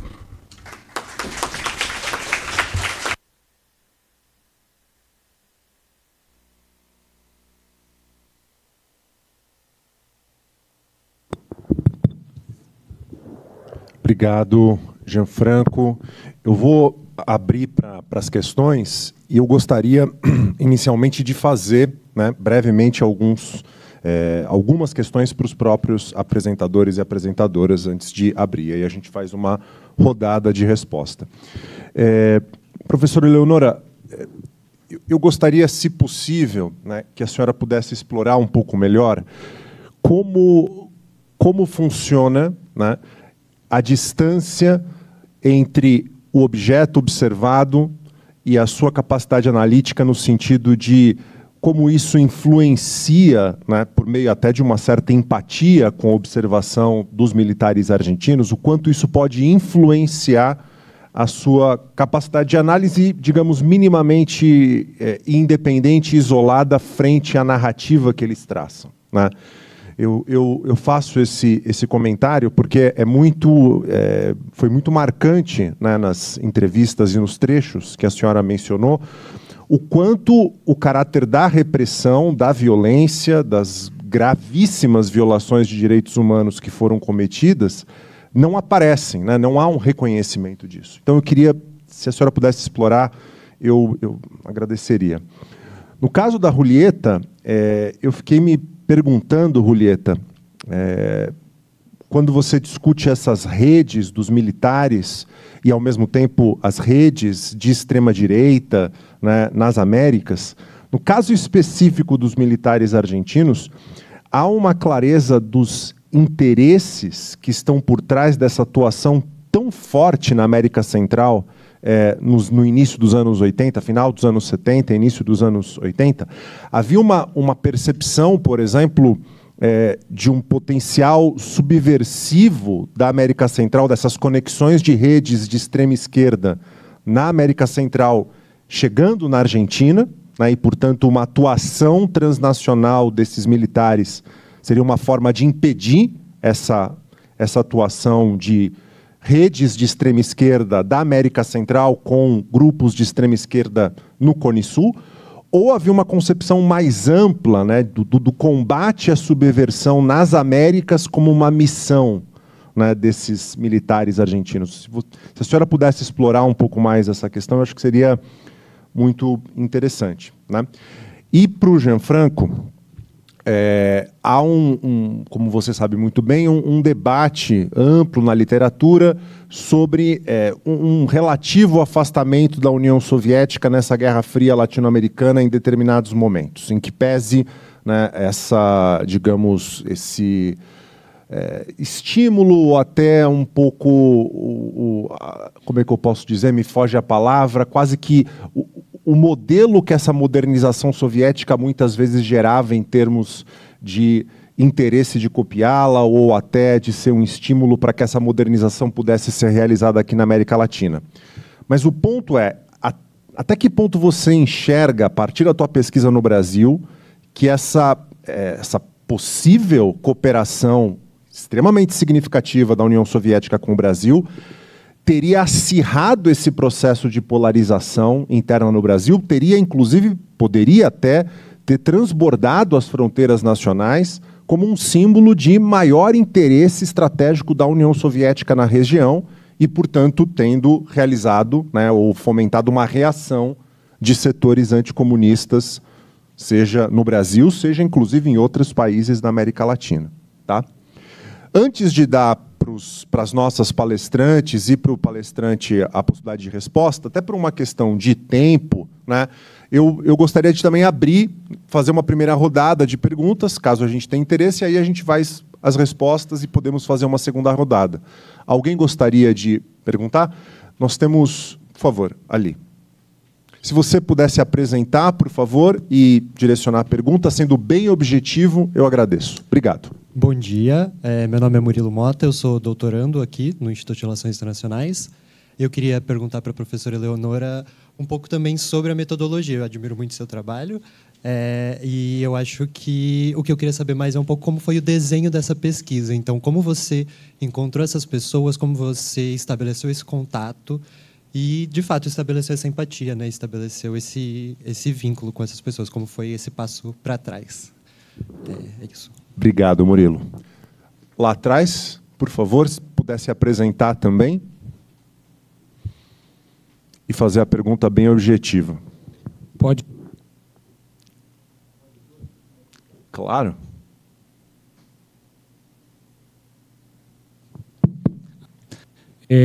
Primeiro para a professora Rostica. Não sei se entendi bem, mas a escola de Panamá passou a ter sede em Honduras e em 82 em Argentina.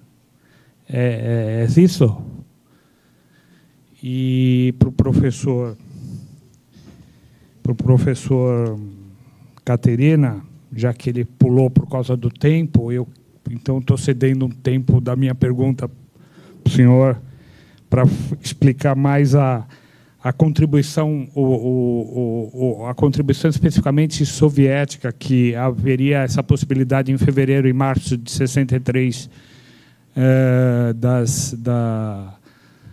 do projeto. Desculpa, o seu nome?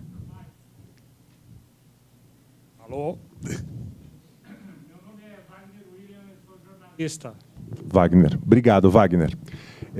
Vamos, então, passar para as respostas e depois a gente faz mais uma rodada. Por favor, professora Eleonora, podemos começar na ordem? Sí, perfecto. Bueno, gracias por esas preguntas y estoy muy contenta de que esas preguntas abarcan la dimensión del método porque es muy importante y creo que no se entiende bien el valor de una pesquisa etnográfica si no se entienden los desafíos metodológicos y la respuesta que los científicos les damos a esos desafíos. Felipe, vos me preguntaste cómo funciona la distancia entre el investigador y el objeto de pesquisa. Ese es uno de los grandes temas de la investigación etnográfica, porque más que otros métodos cualitativos, creo que esa distancia es muy problematizada dentro de una pesquisa etnográfica, o sea, se reflexiona mucho sobre esta cuestión al momento de escribir los resultados de la investigación, son muy explícitos, el etnógrafo tiene que explicar esas cuestiones para que se entienda bien la relevancia de los datos que se obtienen. En el caso de un objeto de estudio como los militares de la dictadura en Argentina, sobre todo en el contexto actual en que ellos están siendo juzgados en números de centenares, y es un proceso que impacta mucho la relación entre quien es militar en Argentina y quien no lo es. Esa cuestión de la distancia es fundamental. Tengo que hacer una premisa, que la distancia entre el investigador y el objeto de pesquisa es dado por las características que nos hacen quienes somos. En mi caso, yo soy muy distante de lo que puede ser un militar de los años 70 argentino, porque primero que no soy argentina, y esa cuestión de la nacionalidad es muy importante.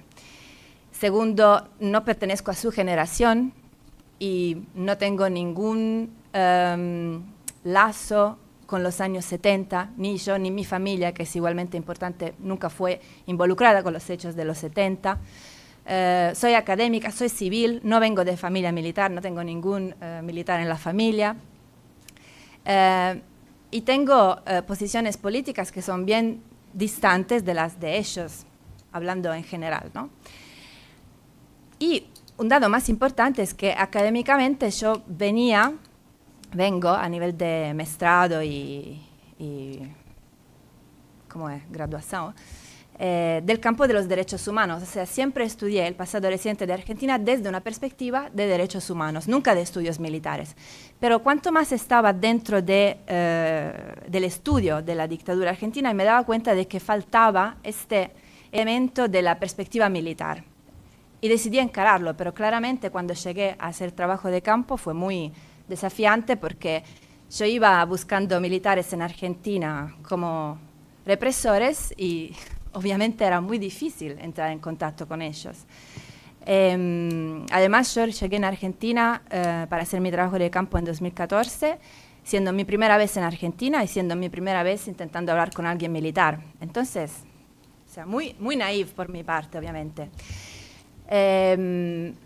Bueno, esa distancia tiene que disminuir de alguna forma para poder empezar el trabajo de investigación. No hay otra manera. Y es una distancia física, ¿no?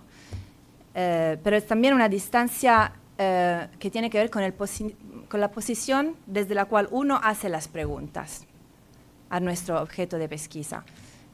Y yo tuve que abandonar esa posición en la cual yo veía a los militares como represores porque me di cuenta de que ellos no me iban a contestar a ninguna pregunta. O sea, no había otra forma.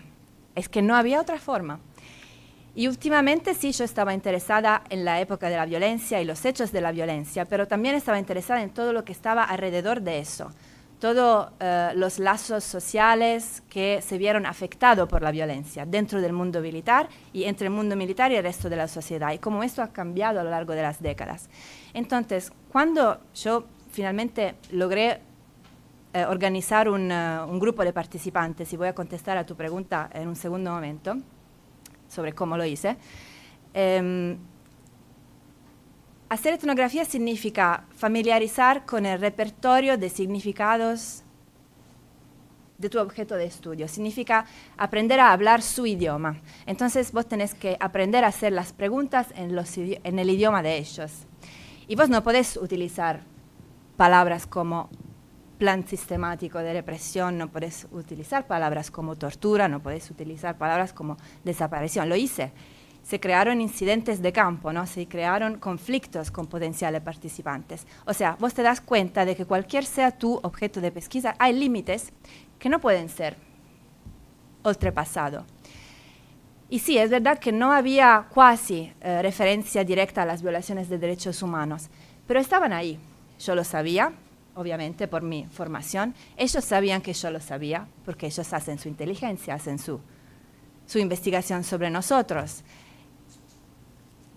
Pero no era un argumento de conversación, de discusión, ¿ok?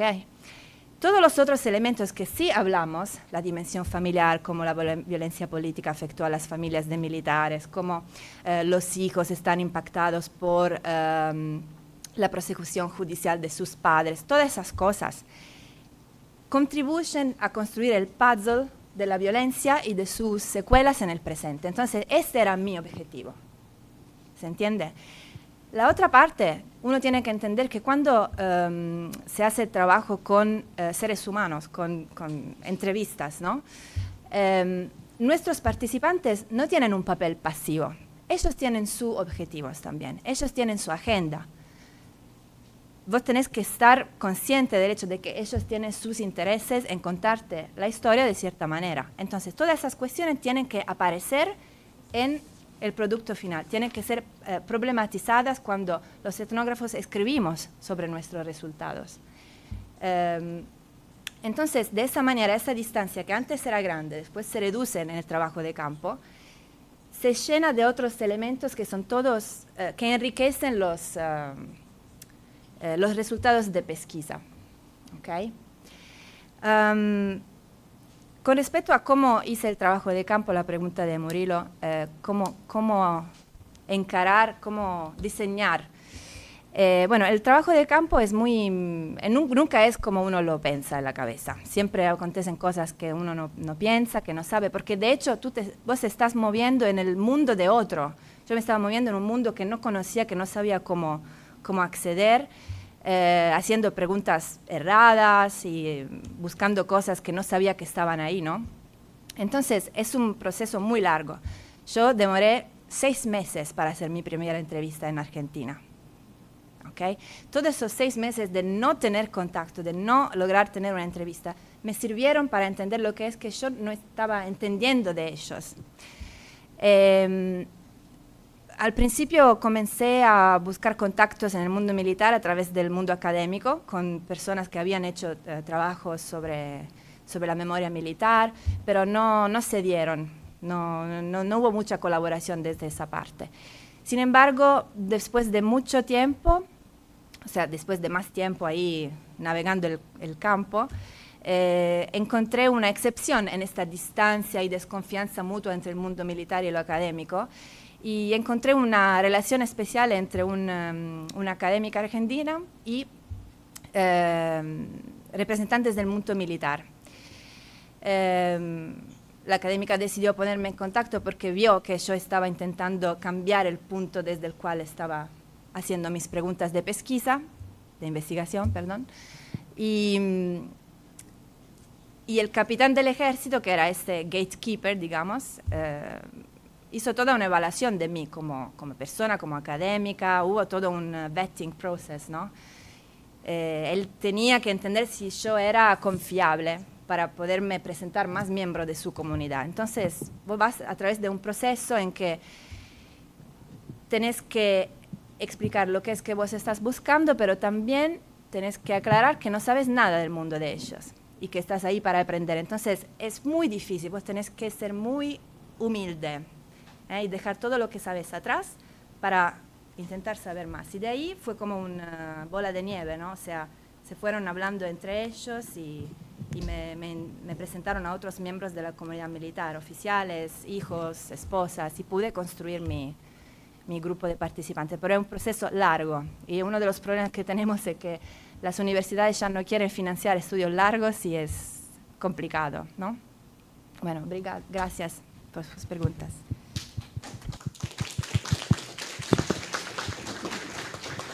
Muito obrigado, professora Eleonora. Professora Julieta, por favor.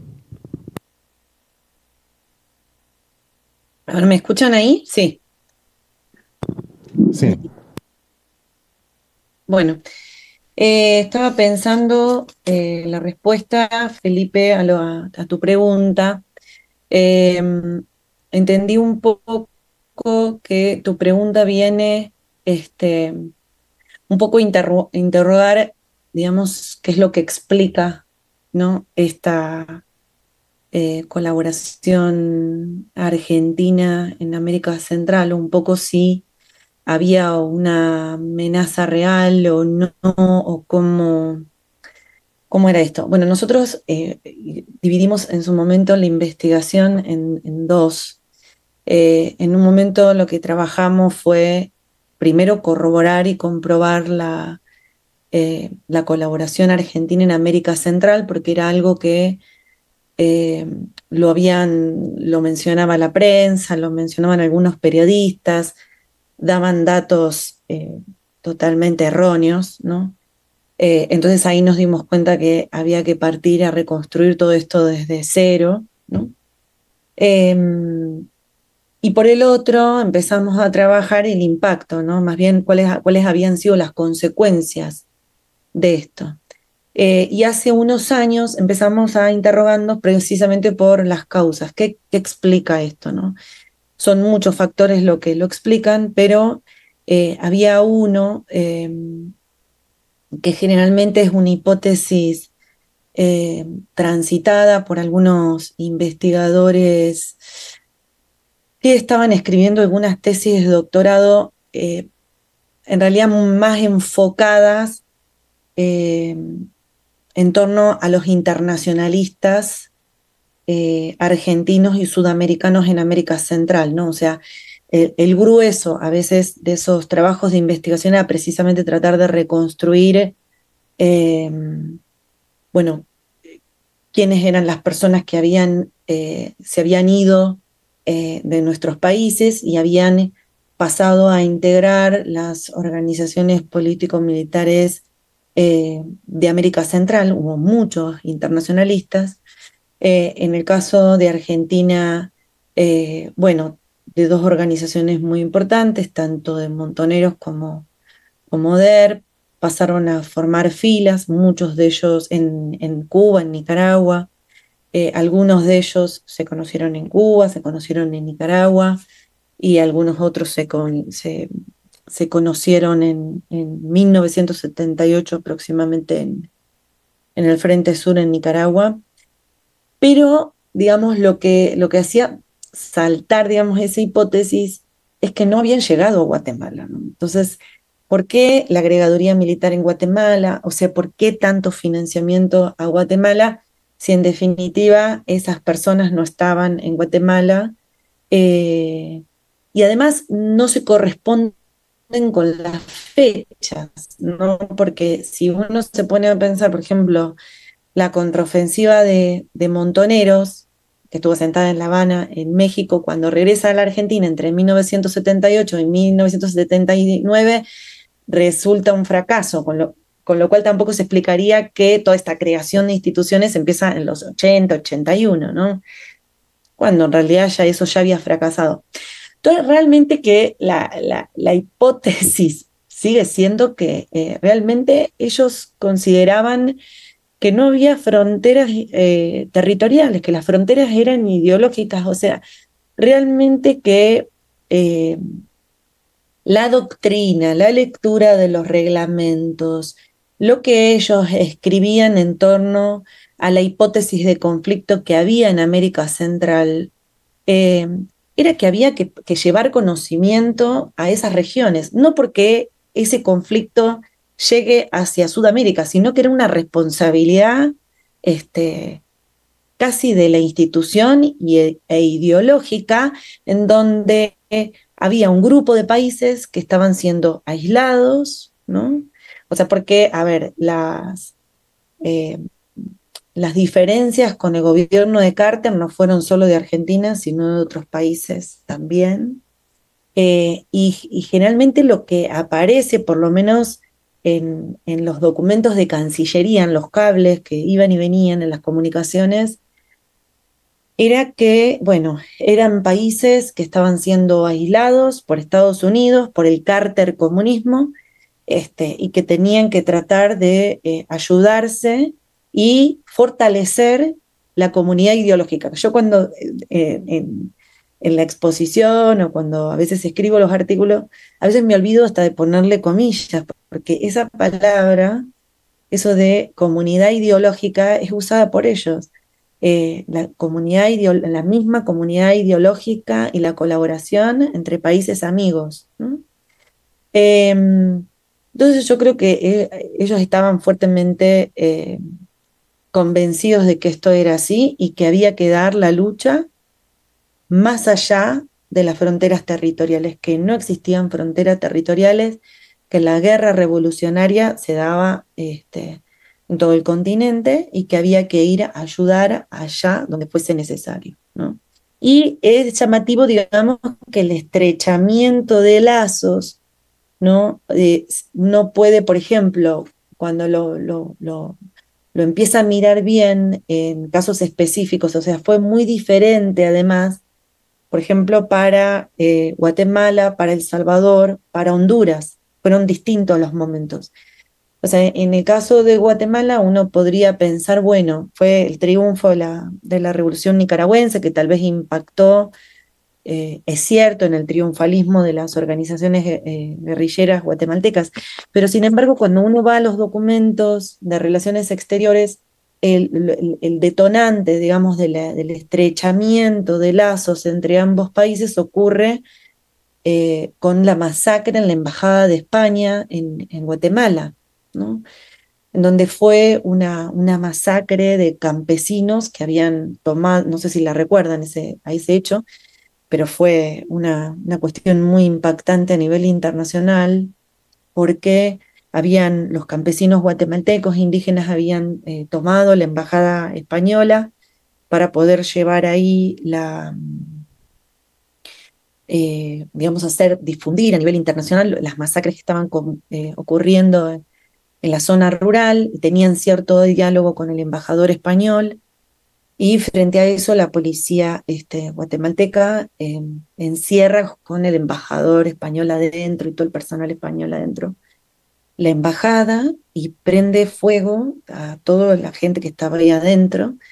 Y estaba la televisión, los periodistas filmándose, todo eso apareció públicamente y en el mundo fue un escándalo internacional impresionante.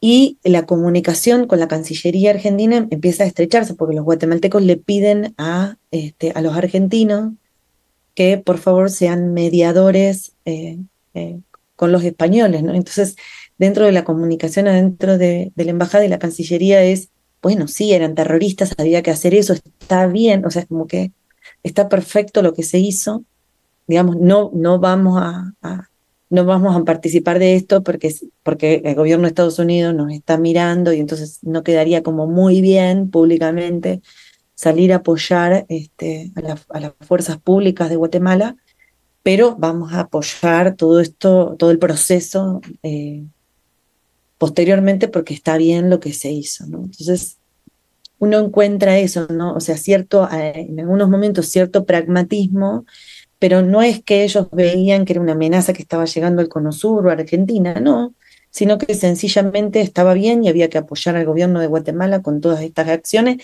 e inmediatamente se empiezan a firmar todos los convenios, van y vienen con misiones militares, ¿no? Entonces es llamativo estas cosas, ¿no? Detectar a veces determinados acontecimientos en donde inmediatamente uno puede pensar, por supuesto, el triunfo de la revolución sandinista, pero yo diría que es un poco más que eso, ¿no? Que hay preocupaciones de otro tipo, que de hecho son esas las que se plasman en los documentos y no otras, ¿no? No hay, por supuesto, menciones a internacionalistas en Guatemala, ¿no? Entonces, uno podría pensar que por ahí, por lo menos en el caso de Guatemala, no va por ahí, ¿no? El caso de Honduras es distinto y el caso de El Salvador también es distinto.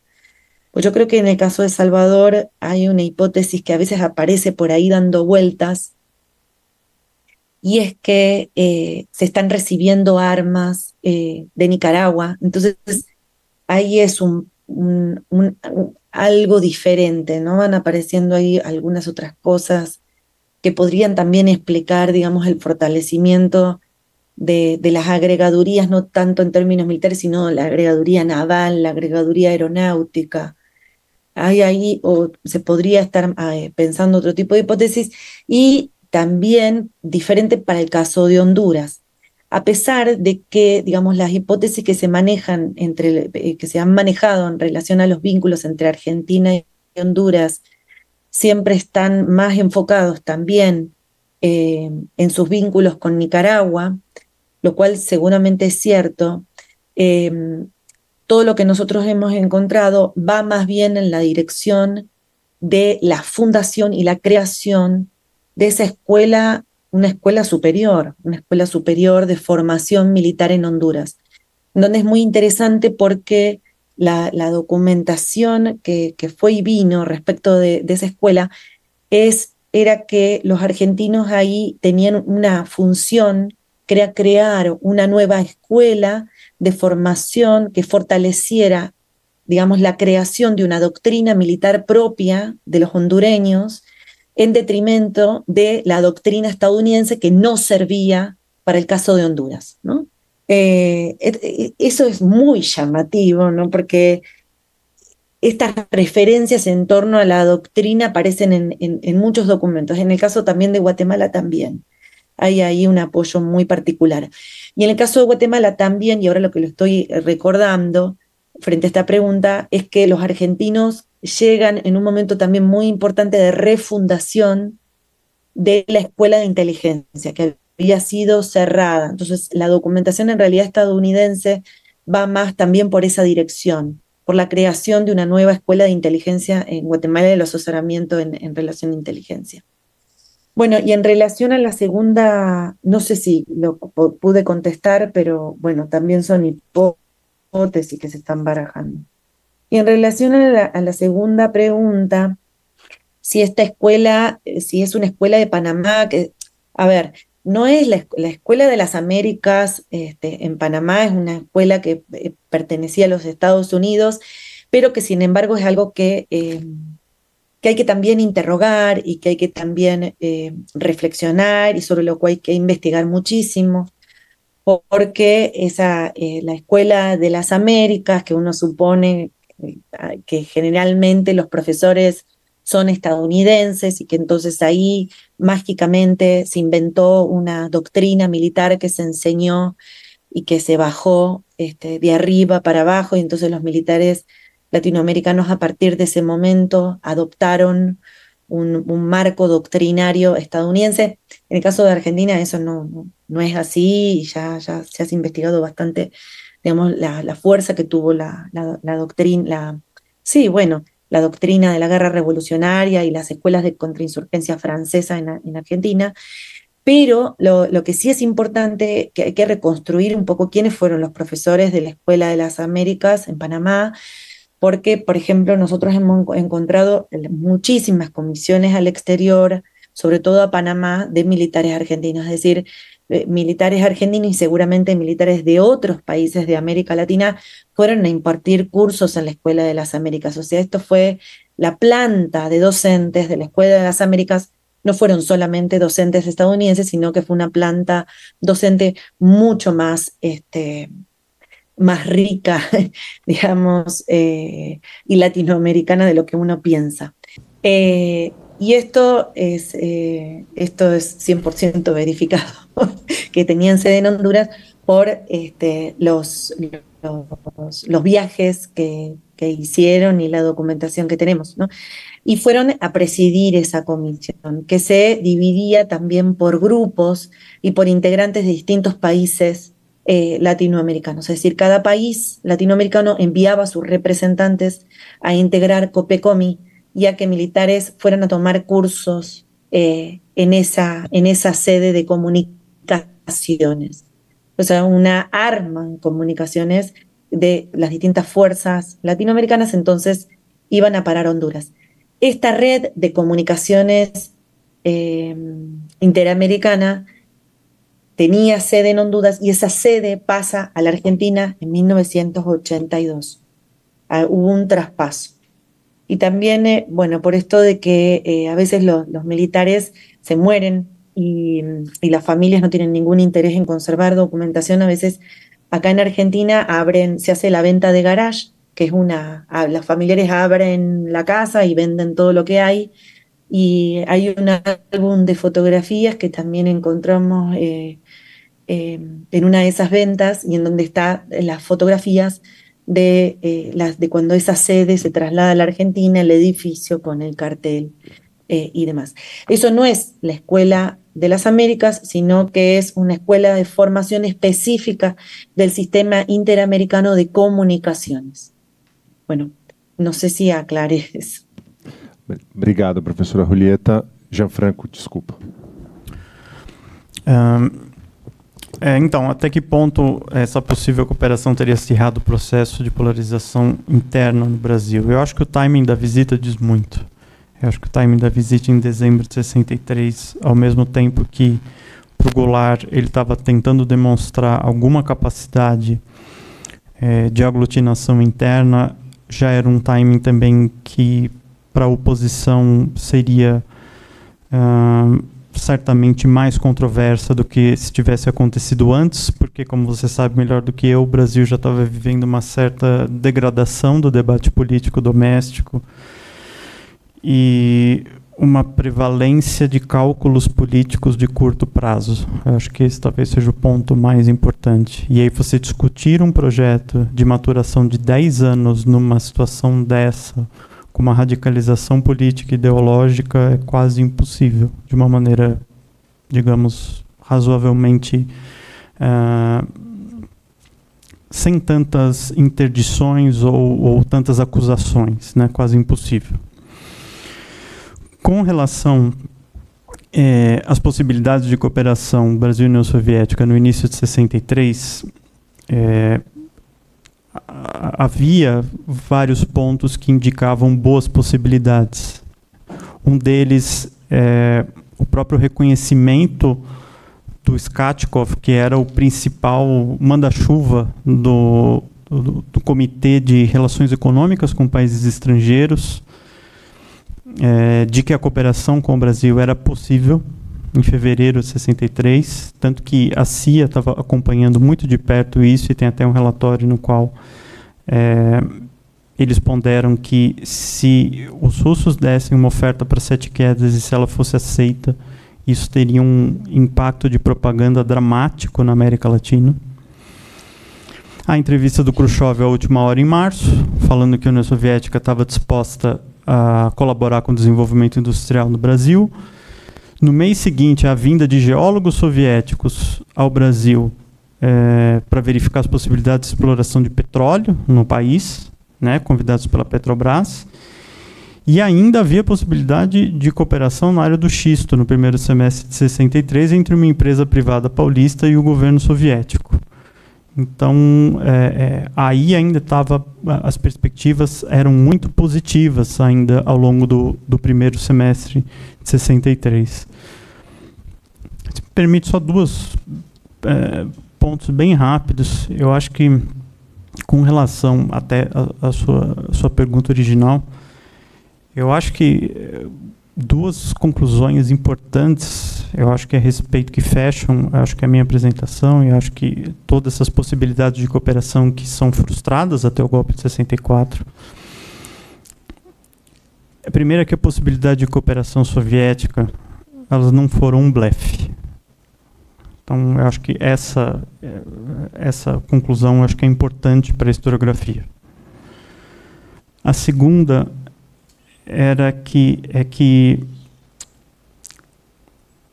essa busca brasileira, desses políticos brasileiros, em estabelecer um outro modelo de cooperação com a União Soviética, eles foram, de fato, considerados pelo alto escalão do governo soviético. A Moscou considerou seriamente essa possibilidade e elas não avançaram, mas, por algum tempo, elas foram possibilidade real e foram analisadas. Esses dois pontos, acho que me parecem são importantíssimos, e eles estavam ausentes da historiografia. Obrigado. Obrigado, Gianfranco. A gente passou só um pouquinho do horário. A gente encerra, portanto, essa primeira mesa. Agradeço mais uma vez a participação da professora Leonora, da professora Julieta, mesmo online, do Gianfranco. Lembro especialmente aos ouvintes que não esqueçam de assinar a lista de presença, porque isso é importante para a contabilização, né, das horas de participação no nosso seminário. A gente vai ter agora o período, né, de intervalo de almoço. Voltamos às 14 horas para a mesa 2, autoritarismo e repressão de Estado, que a gente gostaria muito de contar com a presença de todos e todas novamente. Muito obrigado, pessoal.